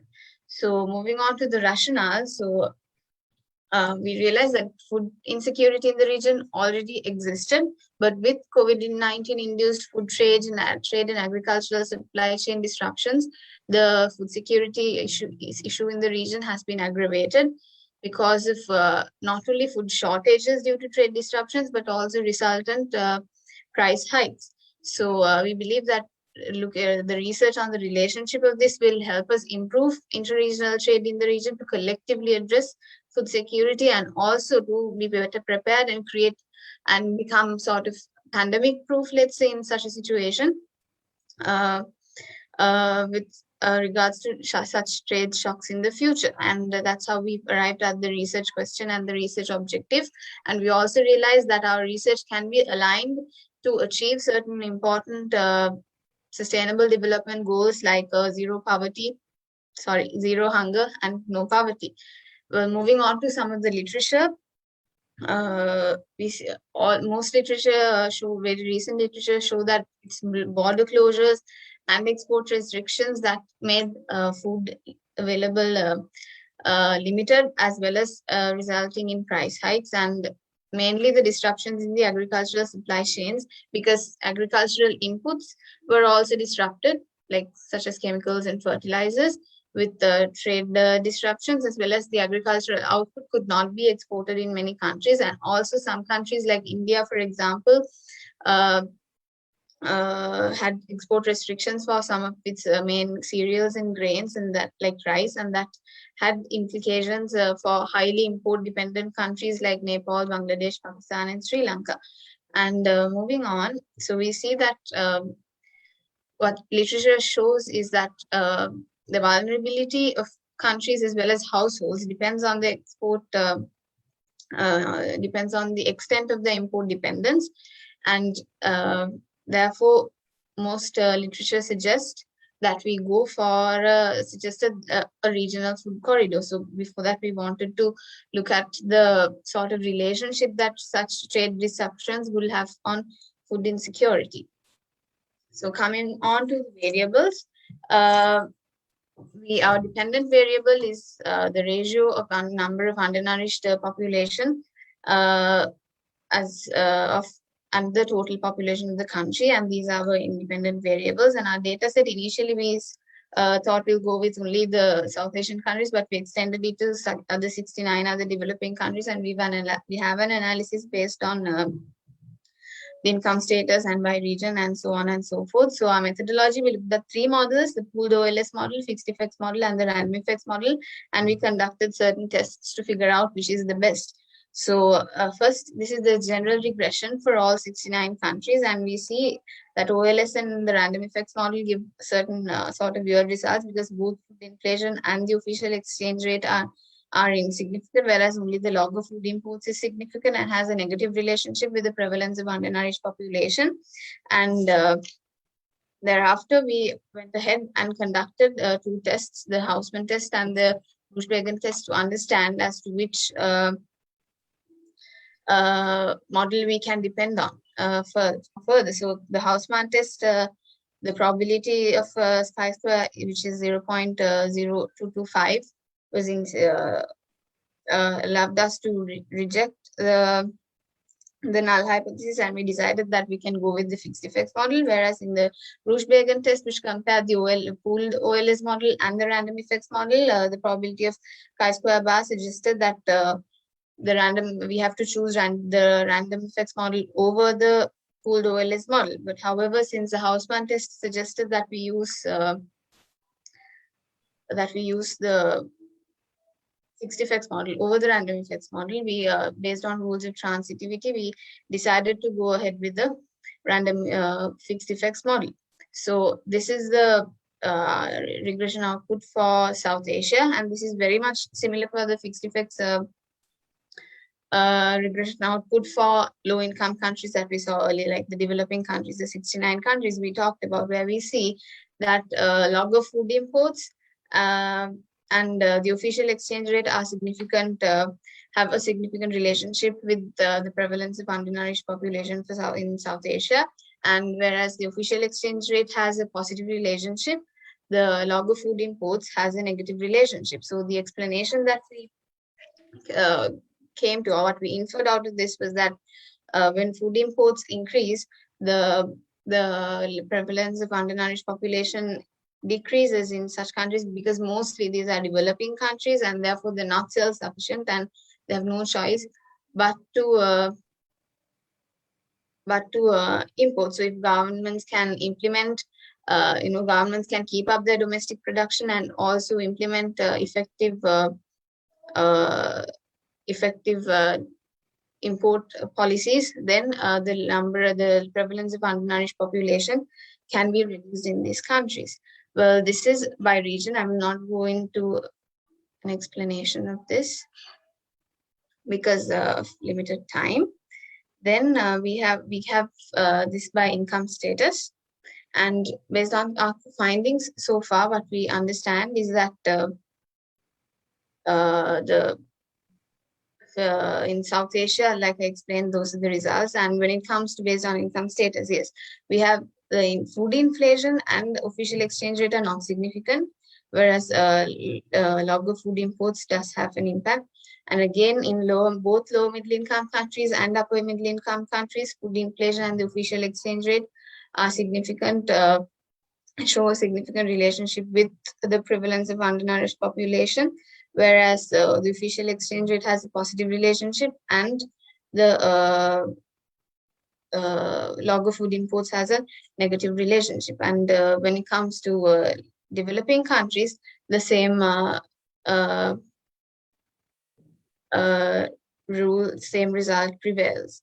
So what we understood is that creating a regional corridor will help, and a regional food corridor facilitating food trade will help to reduce the number of the prevalence of undernourished population in the region. And yes, I suppose this will change further in the future, given how we incorporate the the feedback of our advisors in the future. So yes, I will leave it at this, and thank you. Thank you, Hashni, for a very good presentation. And we now move on to the last presentation of the morning, the value chains.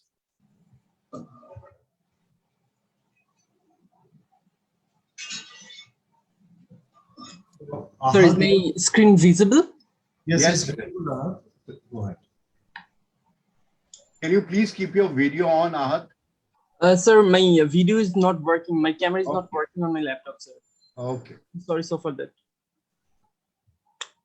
Okay, so hello everyone. I am Abdul Ahad here presenting on behalf of the team Value Chains, and we named our paper Silver Lining Amid the Turmoil, where we are looking for to unlocking the potential of RMG RVCs in South Asia under the light of COVID-19 pandemic. To begin, we know that the South Asia region has been very backward in terms of connectivity and integration. The World Bank report said it's the least integrated region in the world, with a inter-regional trade of less than 3%. Keeping the thing in mind, we decided to create an RVC in the region to reap out the whole potential in South Asian region in terms of trade, which we thought would also help to overcome the impact of COVID-19 pandemic, as well as it will showcase the true potential of inter-regional trade in South Asia. The initiative like SAFTA and SARC was taken, but nothing has worked so far to connect the South Asian region in terms of trade due to various political and diplomatic differences. Why we're creating the regional value chain? So we actually primarily the argument is based on the premises of COVID-19. We found several literature where they argued how various global value chains were affected due to the global health crisis. Since the global value chain is vertically fragmented all across the globe, the impact of COVID-19 on those value chains were even severe. The lessons from COVID-19 necessarily point to an understanding that geography plays a key role in safeguarding against global value chain shocks, as we have seen during the pandemic. Coupled with the COVID-19 argument, we also premising our argument on the marginal rise in trade volume over the last decade in South Asian region, and the recent focus on developing a multimodal transportation infrastructure in the region, as well as the measure of facilitate trade and logistics have been taken by India and the other countries. For our project, we decided to work on the RMG value chain, but as we saw a great potential in the RMG sector, as the most South Asian countries' main manufacturing base is textile and clothing. To back the argument, we have seen that Bangladesh export share in RMG is about 88%, Pakistan, Sri Lanka, Nepal, they also have export share in RMG like 52%, 44% and 37% respectively. India also have a significant share in RMG. Along with the different countries actually specialize in the value chain of RMG.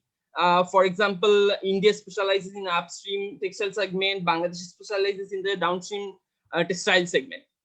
But a matter of fact, the potential to supply most of the raw materials within the region, countries like India and Pakistan are importing raw cottons from USA, which is basically a essential product for the RMG sector. They are from US and Brazil. Pakistan and India are the major importer of cotton, though Bangladesh our imports are 35% of cotton comes from South Asian countries. Bangladesh, other major imports of comes from Uzbekistan and East Asia. Importing from a far country not only increases the production of cost, but also increase the lead time for the production in the RMG sector. The Bangladesh lead time is double than China. Hence, we can understand the necessity of creating an RVC in the region, and we can conclude, we can jump to the research objective of ours, that how well can South Asian region can integrate with the development of RMG regional value chains. Okay, and here is the RMG industry value chain. Due to time constraint, I'm not going to explain that. For the study, we have taken data from ITC TradeMet and WITS database, and we're covering the methodology with a quantitative and qualitative approach. In qualitative approach, we have built a story comparing different product imports in the value chain for South Asian countries and showed how trade among the region would benefit each country. In the quantitative part, we use two models. That is, one is WITS smart model and the gravity model. The WITS smart model will be used to get the whole picture of the potential trade in a region of of RMG, and the gravity model will be used to show how different intermediate goods of value chain perform in the region. And coming back to the WITS smart model, the smart is a partial equilibrium model by WITS used for market analysis. Smart gives the result of any trade policy shocks on number of variables. And we have run the smart simulation for zero tariff, taking the scenario where the partner countries were all of the South Asian countries. The reporter countries was India, Pakistan, and Bangladesh. The products were taken from HS50, which was sealed, to HS63. The tariff rate was set to 0. The import demand elasticity and substitution elasticity was set to, and the supply elasticity was set to 99. But setting the supply elasticity to 99, it was assumed that the reporter countries and the partner countries would not alter the price of the world market, but since the Bangladesh, Pakistan, or India are major exporter importer of RMG good, this may not be true in some of the cases.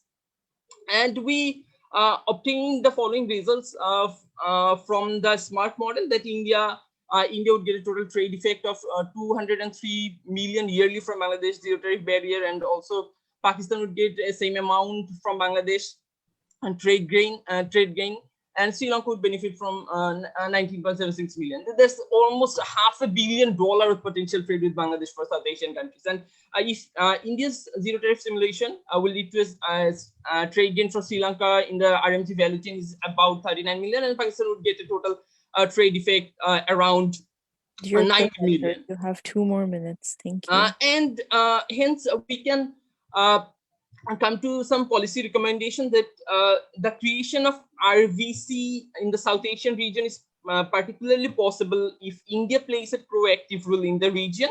With a view to create a successful RVC in the South Asian region, the region requires to suppress certain constraints such as limited market, a limited size of market, non-tariff barriers, supply constraints, inadequate service links, including soft and hard logistics, skill shortage, lack of supportive investment policy regime, high transaction costs and delays. Rapid prosperity on non-tariff barriers, shortening understaffed for growing real market access and tackling the demand side obligation with do. So we have not done our incorporated the result of gravity model since we are considering to run the model.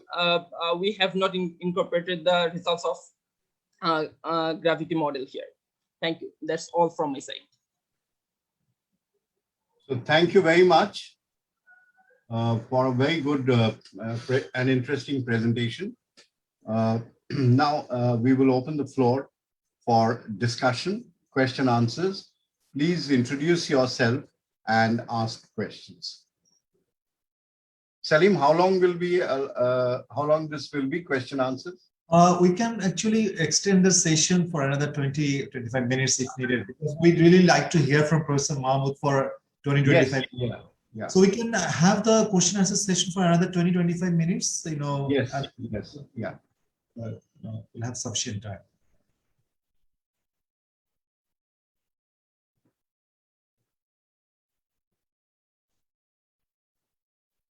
So any question for any presenter? I can see the hand raised, Pradeep Chaudhary. Yeah, thank you. There are 2 papers on education, COVID-19 education, one on higher education, the other one on school education. Sir, please introduce yourself first. Yeah, I am Pradeep Chaudhary. I am faculty in Jawaharlal Nehru University, JNU in Delhi. Thank you. I work in the area of education and development from an interdisciplinary perspective. I am an economist by training. So I saw 2 papers from COVID-19 and education in South Asian context. These are 2 important papers in which area I work. So I want to raise few concerns on this and also suggestions. On higher education, if you see what is actually happening, and we are not trying to bring that into the discussion, and the author can bring that, is can we look at the learning losses that is happening in higher education with a baseline learning? For example, what would have been the case if COVID-19 would not have been there?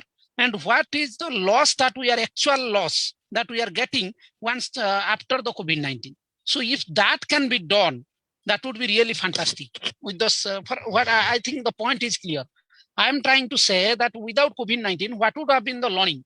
And what is the loss that actually is happening due to the COVID-19? So that gap would really help in analyzing or giving an interesting message to the audience because we know that there is a learning loss, conferences are not happening, students are not gaining, they are not in the campus and all. That loss is, I think, almost known to everyone. But what is unknown is this, that the gap, that is what would have been the learning and what is the actual loss that is happening due to the COVID-19. That can be thought of in the paper if possible. That is one point I am trying to bring. Second point I am trying to bring in the school education sector. In the school education, I didn't understand actually how the author is claiming that it is on COVID-19, because the data was up to 2019, the assert data. So that point is not clear to me, how actually that is being linked with the COVID-19. Though they showed that there is a survey that is going on in Afghanistan and one other country, maybe Nepal, if I'm right. But the data has not been collected, so a few things has been shown on that. So that claim I'm not actually getting, how they are linking with the COVID-19. That if they can elaborate a bit, that would be really good. Thank you. Thank you. May I request the team advisor, Dr. Apurva Gupta, who's here, to please address these questions. Okay, can you hear me? Yes. Thank you for both of these questions. So first is a suggestion and not a question as such. So you are asking that what would have been the case, or what would have been the learning losses if there were no learning, if there was no COVID. I have two comments on this. First is, if there would have been no COVID and we are going to find out the losses for that, then it's like the usual thing. There would have been nothing new in the paper. COVID-19 is something that all the countries are witnessing, and this is something, a shock which all the countries are facing, and measuring learning losses for tertiary education is something new that this paper is adding to the literature. But yeah, the suggestion that you have given, we can actually compare our results with the earlier literature, which has focused on learning losses in non-COVID times. The second question that you have asked on the school education system. So it's mainly for the India and Pakistan, because for India and Pakistan, we are using ASER data, which is prior to the COVID-19 times. So basically the logic over there, because the slides were not moving at that time, that's why it could be the case that the audience are not clear on that. So what we are doing over there, we have created a facility index. So that index is telling us, so there are two types of indices that we have created there. The one type is a full facility index, the facilities that the students are enjoying, I would say, rather than accessing. The students are enjoying if the schools were regularly open. And the second index is the index of the facilities that the students are going to miss if the schools are shut down. So it's like a simulation kind of thing that we are doing for India and Pakistan data. So till 2019, they are having all the facilities, but from 2020 and 2021, they are not going to have those facilities. So we are going to predict what would have been the losses if these facilities are not available to them. So that's how we are basically using that facility index to figure out the learning losses. For India, we have an additional data on the number of school days which were missed. So we are going to use that as well to incorporate it into our model. Yeah, for Afghanistan and Nepal, the data is still in the process. The data collection is still in the process. Thank you. Thank Professor you. Das, yes, sorry. Yeah. For half a minute. Actually, the first point was a little different. What I was trying to say, I think that would be interesting if they can understand. What I was trying to say, suppose the learning, the COVID, what would have been the learning by this time?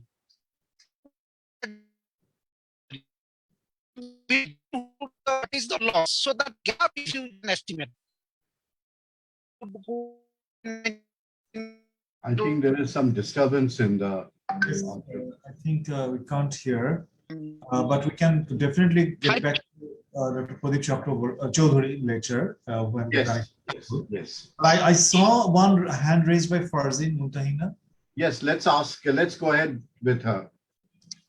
I just wanted to answer the question. And yes, please go ahead. I could answer this question. Sir, I think you asked about having a baseline data, and the survey instrument was such that we actually asked students about their pre-COVID learning outcomes. So every question had one score for, or one response for their learning outcomes before COVID. For example, their attendance before COVID, and then a question on their attendance during COVID. So that was sort of like our baseline, and based on that, we calculated the losses or the changes in these outcomes, every single outcome. As for having a counterfactual to what is happening now, I think it would be difficult for students to respond to such questions that, what do you think would have been your GPA now? So rather than that, we can assume just their grades or their attendance or their participation right before the pandemic would be their baseline. I hope that answers the question. Thank you. Thank you very much, Farzeen. May I request the next person if there's questions? Any more questions, please, on any of the research presentations?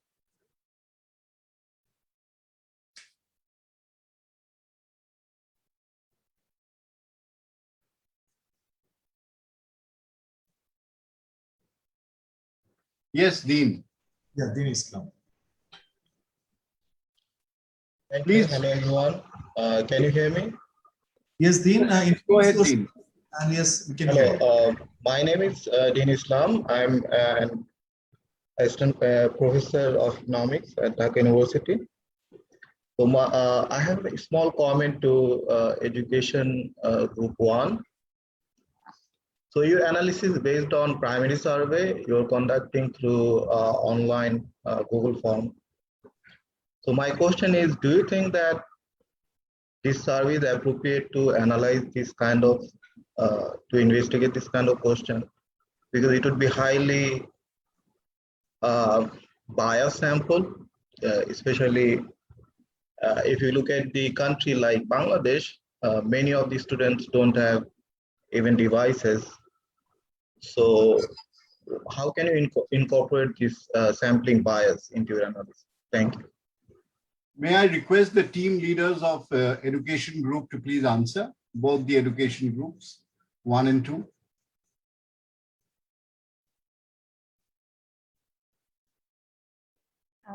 Sir, yes, we do understand that this was actually the main limitation of our research, and given limited data, we had to conduct a primary survey, and given the COVID situation, we also had to do it online. And about the bias, yes, we did mention in our presentation that it was a very pro-urban sample. This is probably a very privileged group of students. But even if you think this is the best case scenario, and we see the learning losses that are happening even among them. So even the students in our sample said that they do have access to devices, but still they're facing interruption. They're having to share their devices with their siblings, and they did have high learning losses. So now we can expect this to be much higher for students in rural households, or those who don't have access to resources. But yes, we do understand that this was a limitation to our research. Thank you, Farzeen. Would anyone from the next education team also like to say something?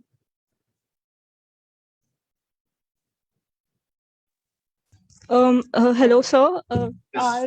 Our data collection is secondary data, so we are not we haven't conducted the primary survey. So the main quantitative analysis is based on the secondary data that we've obtained from Assad, India, and Pakistan. Very good. Thank you. So any further questions from any team member for the other teams?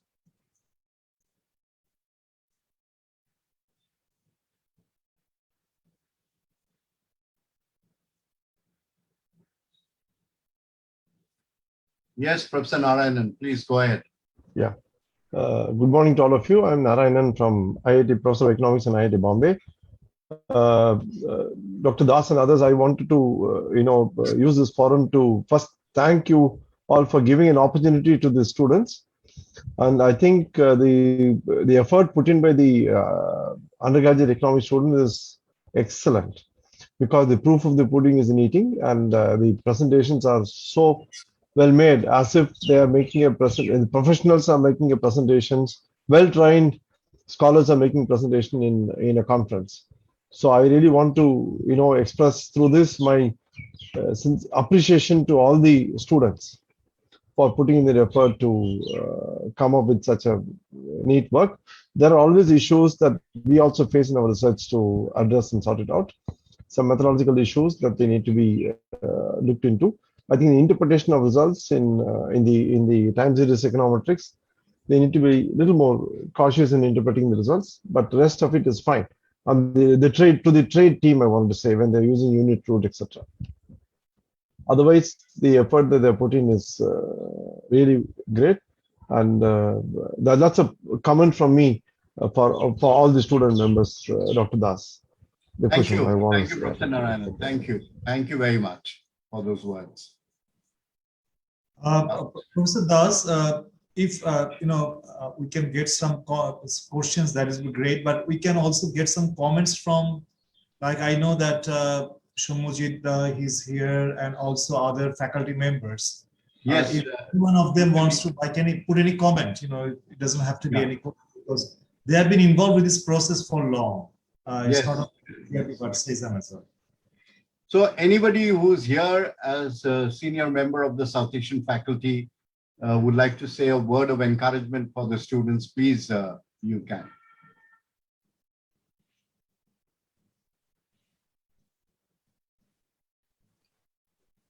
Yes. No, I think Shomoj is here. Yeah, Shomoj, put your video on. No, I can't. My camera is some problem. Okay. So, yeah, I think these are all these papers, as Narayanan said, exactly. There's a lot of effort put in. And one of the things we have to remember is this data on COVID situation is actually very difficult to get. So under that constraint, people have worked. So some of these things that they had used proxies, which may not be exactly the best thing to do when the situation we have data, but I think it is commendable that in spite of that difficulty, they have been able to work around this and find quite reasonable things. And so I think it's a great experience for them also to present to a conference like this, and it will even be better. This is work in progress, and whatever loopholes are there, they will be tightened. And so I think it's a great thing, and I congratulate all the teams. They've done very good work. Thank you, Shomoj. We have Navin Adhikari from Nepal and Navin Vikramatne from Sri Lanka. Would they like to say a few words?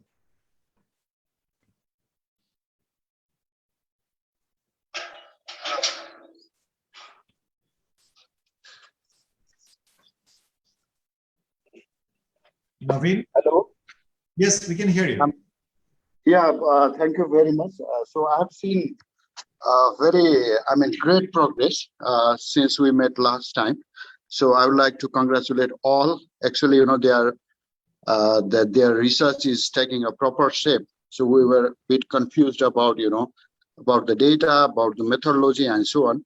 But I've seen a very excellent progress, and I would like to congratulate all the advisors, the real asset of this paper. The students and entire Sesam family. And thank you, Professor Rehan, for providing, such an excellent forum for our undergraduate. Thank you. Navin Vikramatne from Sri Lanka. Yes, sir. Thank you. Thank you very much, Professor Salim, for giving us this platform to present, because the students they were working so hard during past few months towards this research project. And even the coordinators and all the advisors that we had, they were communicating with students, and they were working very hard towards this. And one thing that we have to understand, as Naveen sir mentioned, that still they are in the progress of completing their research. So they haven't done certain parts of the methodology because they are in the process. So even they are being in that position, they have done a really good job. So I would like to congratulate them. I think at the end of this Sesam project, they'll be able to come up with really good research. And I hope that you'll be able to do some kind of publication. During the coordinators meeting, we had a discussion about coming up with a publication. If we can do it, that would be really great. Thank you very much, sir. Thank you, everyone.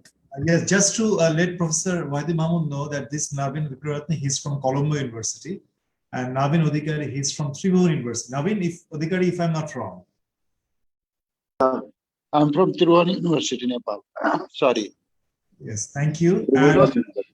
Salim, I would like to echo Professor Narayanan's comment. What is commendable is that these students have not met each other. They've not sat across the table, heard each other's point. It's only email, WhatsApp, Zoom, Google Meet, and that's such a fantastic performance. I think that is the spirit of South Asia which is coming out in each of the the design of what was there in the GRP, Professor Wahidi Mahmood, that each team you can see consists of actually all the country members. It's not a country paper. It's actually a South Asian paper for each team. So I think that was also very commendable. So can we hear something from Professor Mihir Pandey, because he was one of the, I think, the second man, in addition to Professor Das. Yeah, he's also here. Mihir, would you like to say a few words?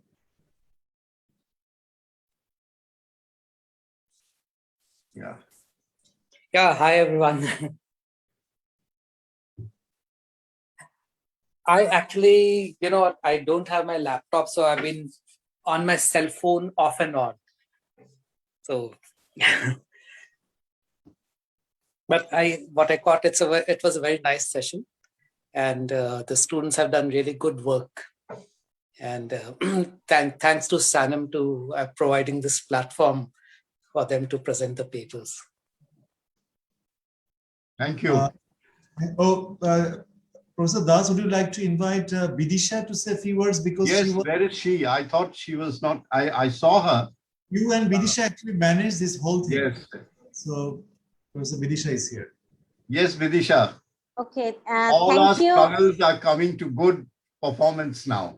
Yeah, thank you. I think we have been hearing from the students for the last 8 months or so, and we are almost at the end of this journey. I would say that when we started about this process, we were a little bit anxious and were not very sure that what would be the outcome at the end.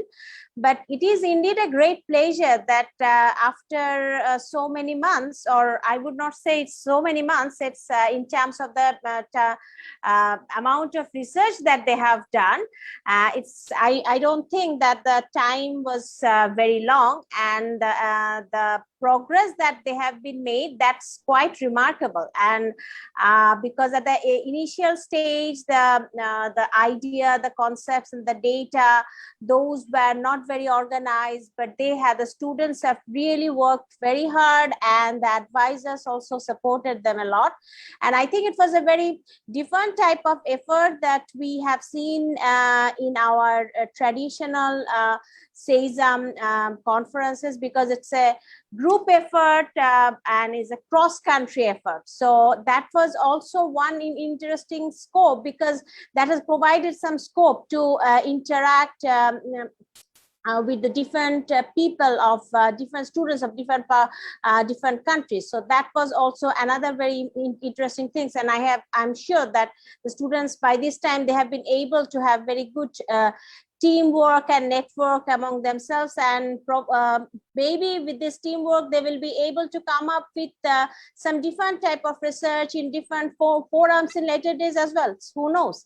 So it was very well presented papers, and I must congratulate the students, and very well done. Thank you so much. Professor Das, would you like to check whether is there anyone from Lams or Pakistan, any faculty? I don't think, I can't see any name. Turab was supposed to join, but he had a meeting, he told me. But I don't think so. Anyone is available right now. I can't see the names. I think we can invite Professor Wahyuddin Mahmood for his talk, which we have been all eagerly waiting. And I'm sure this is once in a lifetime for the students to be able to hear Professor Wahyuddin Mahmood speak for us. And sir, the floor is yours, and we would appreciate your... Thank you, Dev Kushum. It's actually my privilege, not theirs. I mean, it's so nice to be here to see these students. I mean, they're undergraduate students, senior undergraduates. Amazing the way they presented that paper in 8 minutes. It's very unfair that they have done so much work and they have to present it. I don't think even very senior researchers could do such thing. I mean, this timing, I mean, this is amazing. And I mean, I think the choice of their topics, this is very appropriate, because the entire seminar, I think Salim has named it as a post-COVID recovery something. But we know that we are in the middle of COVID, and we don't know where this pandemic is leading us to, and when the recovery will be there, and what would be the nature of the new normal or no normal at all. But these studies are good that they're not looking at recovery. They're looking at the effect which is going on now, which will serve as a benchmarking. I mean, we know what are the losses which are happening now. Even if there are questions have been raised about, do we have a counterfactual? I think they have to some extent in the way, I mean, in the education study for higher education, there was a question from JNU faculty that whether we have a counterfactual of what was the normal. I mean, they are estimating the loss and gains. So in terms of that, they are having a normal benchmark and comparing with that what is. I'm also I'm encouraged by the fact that the quality of economics education is okay, because I was becoming a bit apprehensive about it's a worldwide phenomena that students are a bit becoming skeptical about the use of what they do, textbook economics, whether they can relate it to real problems, real life problems. It's more so for students in developing countries where the after all the knowledge of economics and including knowledge in any other disciplines is generated in the Western world, and the top academics there in the top universities do the agenda setting and the gatekeeping about what research is good and what is not, what methodology is to be used. It's encouraging that even at the undergraduate level, our students are now becoming, I can see from here, if this is representative of South Asian economics study, that they are already being equipped with the toolkits of economics, the econometric methods, so that when they go on for higher research, they can ask more, I mean, relevant questions which may deviate from the mainstream questions, which are not, because the credibility of economics worldwide is a bit under threat. I mean, people are asking questions about, can economics deal with the global economic order, which is so much prone to disruptions and so much of inequality and so much of discontents, and choosing right questions for the research is an important thing. And I think all of these research questions are very relevant. And I'm particularly amazed by all the econometric techniques they have used. Obviously, there is a lot of data deficiency. I mean, senior researchers are cannot cope with what to do with research on COVID, or they call it COVIDonomics, or pandemonomics or pandemic economics that will, I think, emerge after this recovery period. And the way these, I thank the research guidance, the faculty who so ably provided research guidance. I thank you, Dev Kumar, and my student Vidisha for organizing this excellent program. And the way, as Professor Narayan was saying, the way they were doing it, even not seeing each other, located in different countries, with availability of different sort of data in those countries, even how to assimilate those data into one framework. I could see in some studies that was really a problem, but in some studies they have done good work of assimilating all the data in one framework. That's quite wonderful.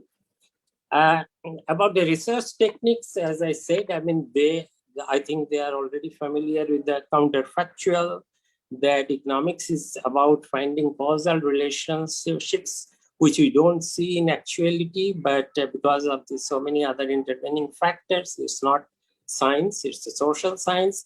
But nevertheless, we use so many econometric techniques to find out the counterfactual. And those techniques have been all used in these studies.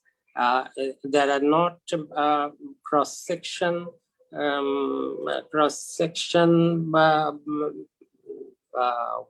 controls because of the very fact of paucity of data, but I can see that there were use of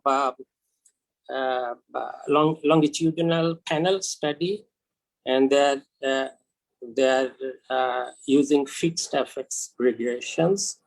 They're accustomed with, familiar with Houseman test. They know how to differentiate between which techniques are better than the others. One thing, of course, I don't expect them to deal with at this stage. I mean, professional economics find it very difficult to do that. Counterfactual is okay, but in doing regressions, one of the most intractable problem is endogeneity, the two-way relationships. How do you differentiate what is cause and what is effect? One example, I don't really expect them to solve this problem, because this is a problem where either you have to find an IV, the identifying variable, which can clean the two-way relationships into one-way relationship, or you can do the latest Abhijit Banerjee and Duflo method of randomized control trials. Now, those are beyond the reach of the students who are doing it now. But obviously, I'm sure that the faculty who are guiding them will make them aware of the possibility of this endogeneity. I can see right away one where the remittance study, the remittance study, effect of remittance on consumption, controlling all other variables, country characteristics, but the country characteristics themselves also affect remittance the other way. So if one would have an identifying variable, they could refine remittances, and then that variable could be used. The consumptions, they're looking at consumption stability, which is an innovation. It's in the new literature. It reminds me, I belong to the old generation of economics. So I'm accustomed to the earlier studies of effect of foreign aid on domestic savings and versus domestic investment. But these studies are of the same type, but these are looking at consumption effect on consumption stability of remittances. Here, one suggestion is that when you are looking at the country level cross-country data on these things, the students are aware, the researchers are aware of the nature of remittances, which are can be of the nature of permanent income versus transitory income. But there is an earlier literature, not cross-country, but within country, of the effect of remittances on household consumption. This is household service. There is a big literature. Most of the remittance literature is in-country literature on the effect of remittance receiving households and the way remittance income affect their consumption, which is different from permanent income, because these are, but for the country as a whole, there are the notion of permanent income and transitory income from remittance is very different from individual households who are receiving them. So these have different characteristics, but one could relate the studies, knowledge gathered from household surveys with what sort of hypothesis. I can't formulate now any hypothesis, but this is where it's important to find the right questions and to formulate your hypotheses in the right way. One of the other about the ex-ante thing. I mean, I'm very impressed by the textile clothing, the competitive advantages of across South Asia, and the other study about again about whether textile and clothing can be integrated, and also in the food studies, the impact of food import on food security. All these are again pointing to another thing, which is a theme of Selim Rayhan's other studies in SANEM, which is that there is need for more integration to take full advantage of competitive advantage. You see in the textile study, it's clearly the competitive advantage of the countries are very clear in clothing, in yarn, and in textiles. And so if one could have really a South Asian real free trade, which will be exploiting intra-sector competitive advantage in supply chains, rather than having, South Asian countries cannot have much trade based on broad competitive advantage, because they all export the same sort of export commodities. But intra-sector items have competitive advantage. And these studies show that.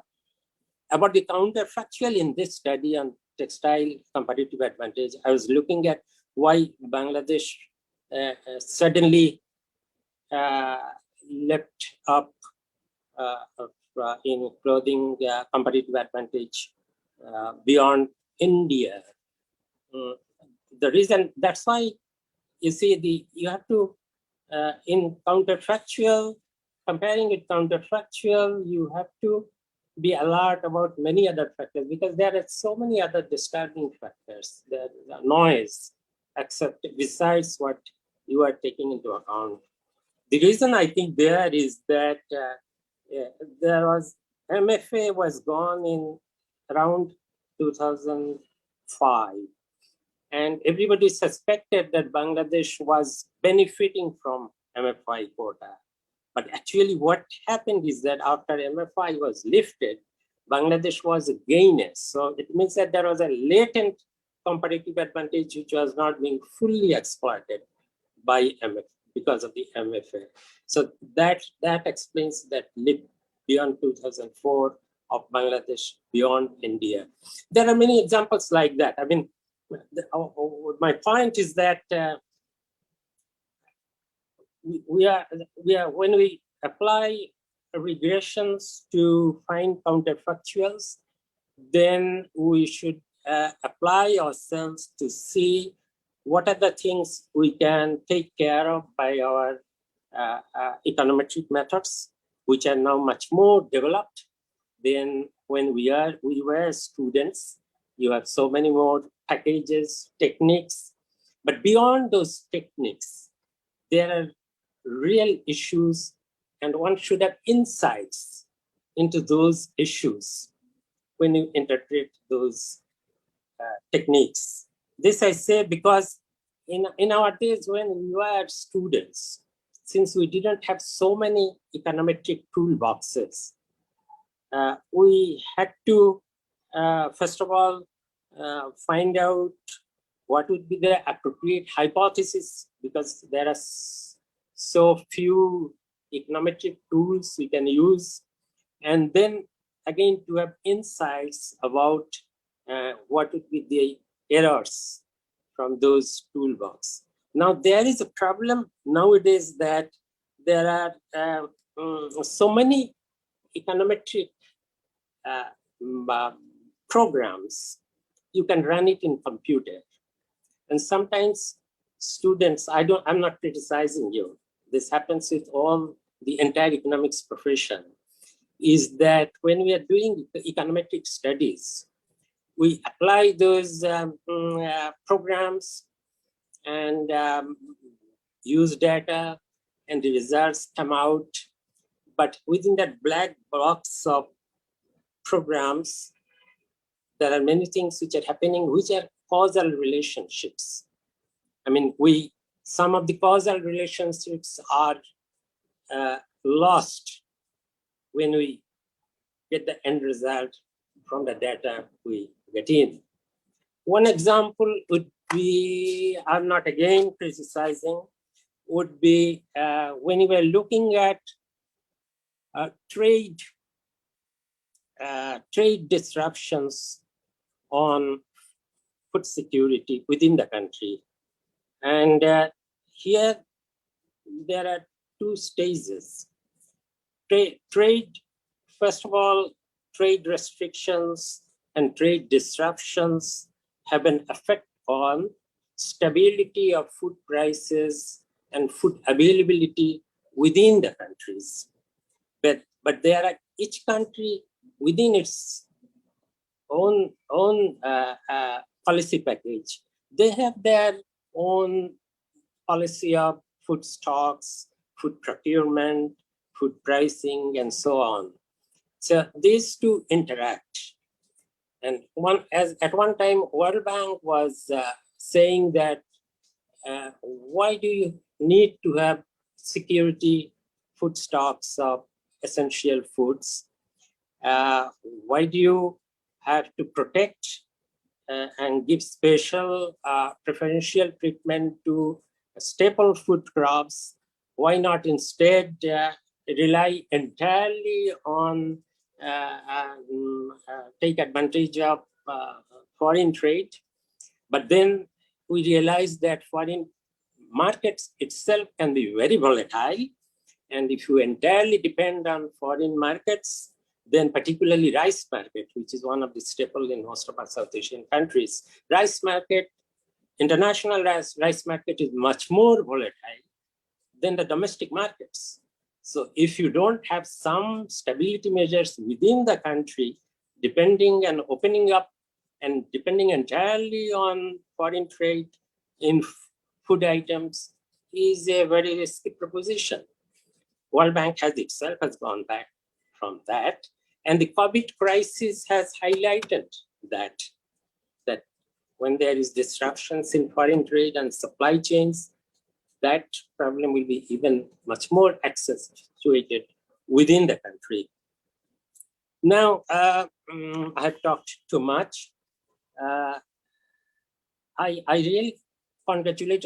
I come back again to my first impression that I was getting a bit apprehensive about the quality of teaching and education of economics in South Asia generally, but mostly in countries like in Bangladesh in particular, but also in other countries, so that many of our students, after even before their first degree, go away to foreign countries. But I'm very encouraged to see that there are dedicated faculty members who are ready to support the students in doing this sort of research, to introduce even at the undergraduate level the type of toolkits, the type of econometrics which we normally use not even in master's class, but in the PhD level. So it's again very gratifying, and I should congratulate Salim and all of you, the Kushum and Vidisha and all the faculty members who have made this possible. May I just make one comment, which because I don't get this opportunity much.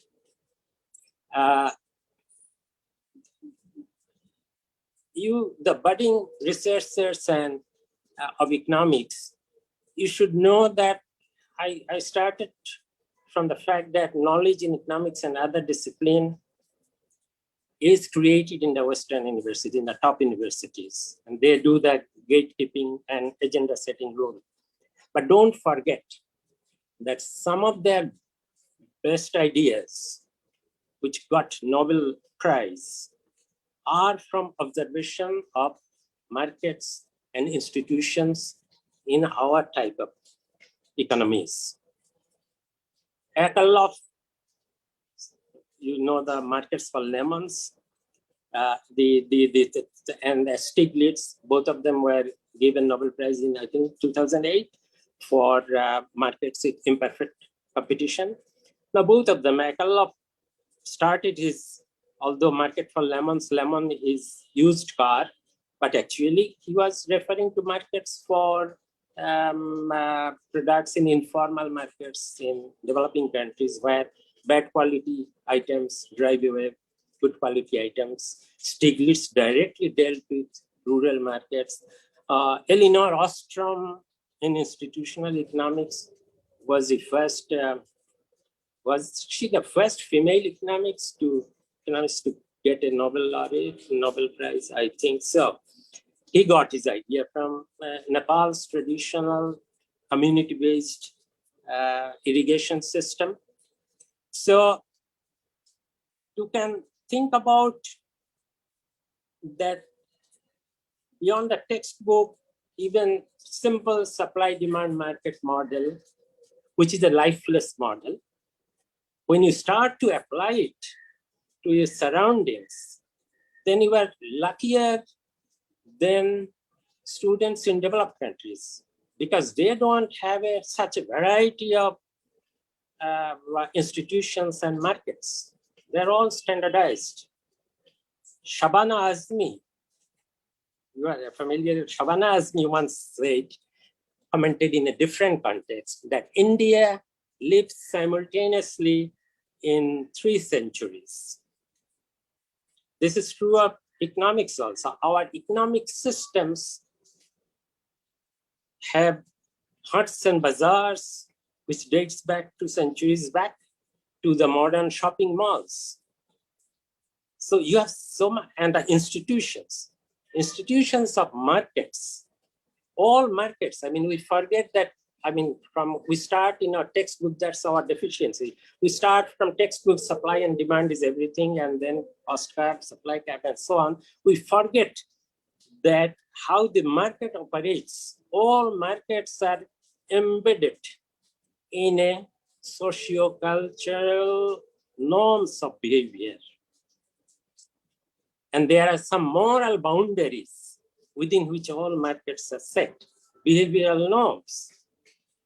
And the way those norms develop and interact with the modernization of the market economy, from you have talked about informal market and formal market, the way they interact determines how those norms changes and will interact with the performance of the markets.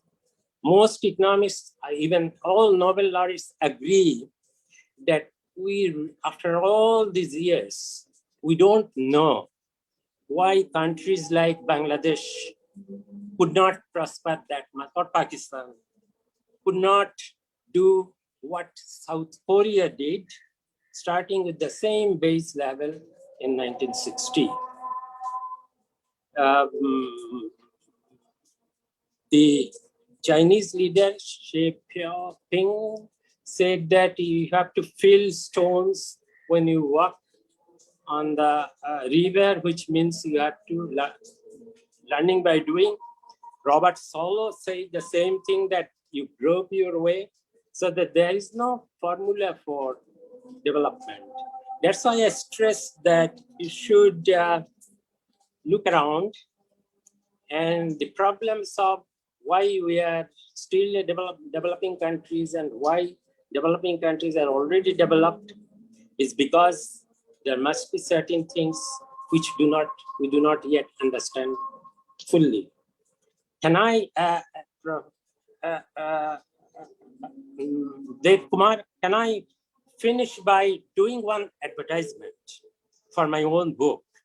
Please, please. There is a book which will be coming out in 3 months' time. There will be an Indian edition for that, which will be lower priced. There is a reason why I'm telling you this. This will be published by,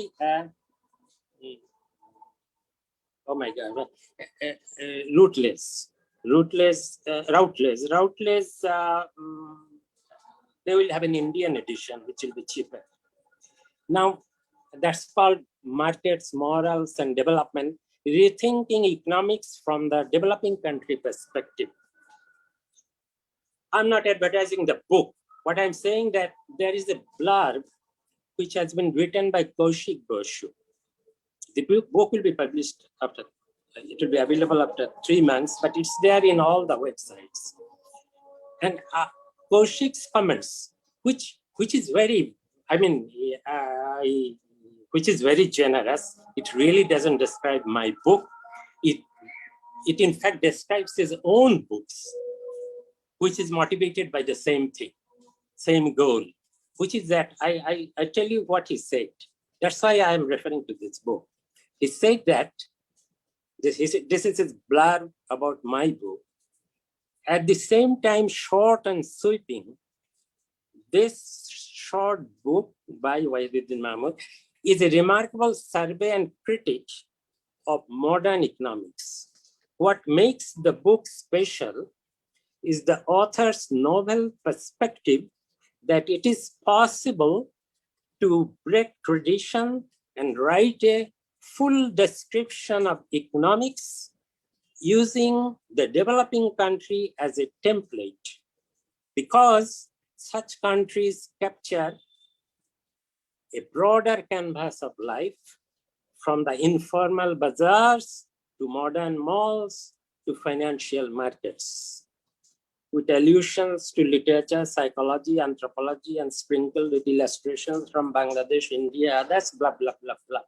Which is also one thing which is that economics can now benefit from, without being too narrow, can benefit from disciplines like experimental psychology, which says why poor people cannot save in spite of their plan to save, can take advantage of sociology, where we learn how game theory can be used to see how cooperation is developed as a social norms, in contrast to what Adam Smith started with, that self-interest is the only thing which drives market. But if that were true, then why there is so much of cooperation in economic arrangement? That is what was the topic of the beautiful mind, Nash. Because if you have seen you have watched the film Beautiful Mind, you'll see that in the first few sections, minutes, his supervisor of Nash was becoming impatient. Why are you questioning Adam Smith and that self-interest is the only driving force? And he said that, no, there is something.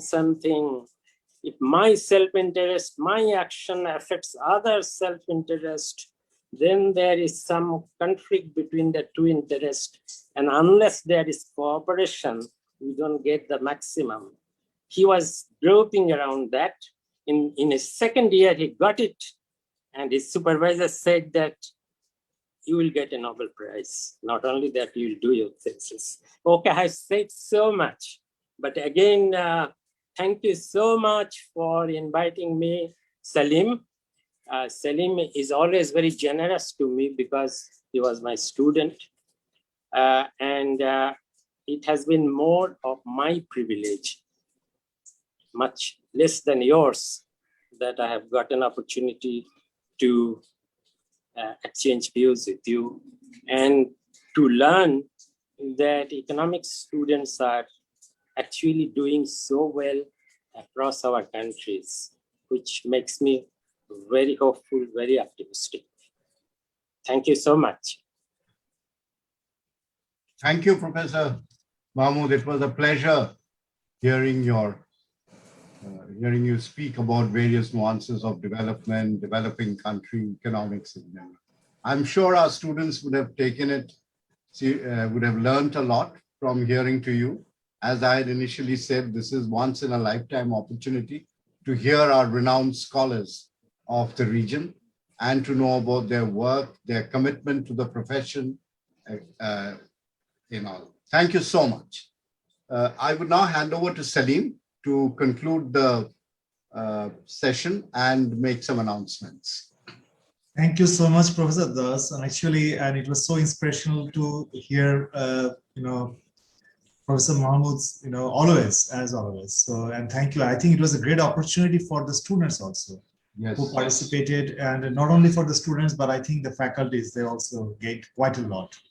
I think this is something what I'm always grateful to Sir, because whenever we approach him, he never says no, because I think this is a great opportunity. And also the kind of his thoughts, sharing his thoughts with us. I think we also don't want to lose this opportunity. Thank you, sir. Thank you so much for being with us. I think you listened from the very beginning. I think it has been around 2.5 hours sitting at the same place and listening to all these presentations and discussions, and at the same time sharing your views. I'm quite sure the students actually, they are so motivated that probably they will be continuing the work on also continuing work on the path and getting the help from the other faculties too. So with this, I must again say thank you to Professor Das and all the team members of GRP, the faculties and the students as well, because I share the same view that and some of the things we will definitely, there are scopes for improvement. But I think, I'm so proud of you. I think, thank you so much. From SANEM, all the student presenters will get certificates, for their participation in this conference. I think that will be very good for your CV, and, and we'll be sending you the certificate very soon after the conference. And I also invite you all to attend other sessions too. We have 3 more sessions today and 3 sessions tomorrow.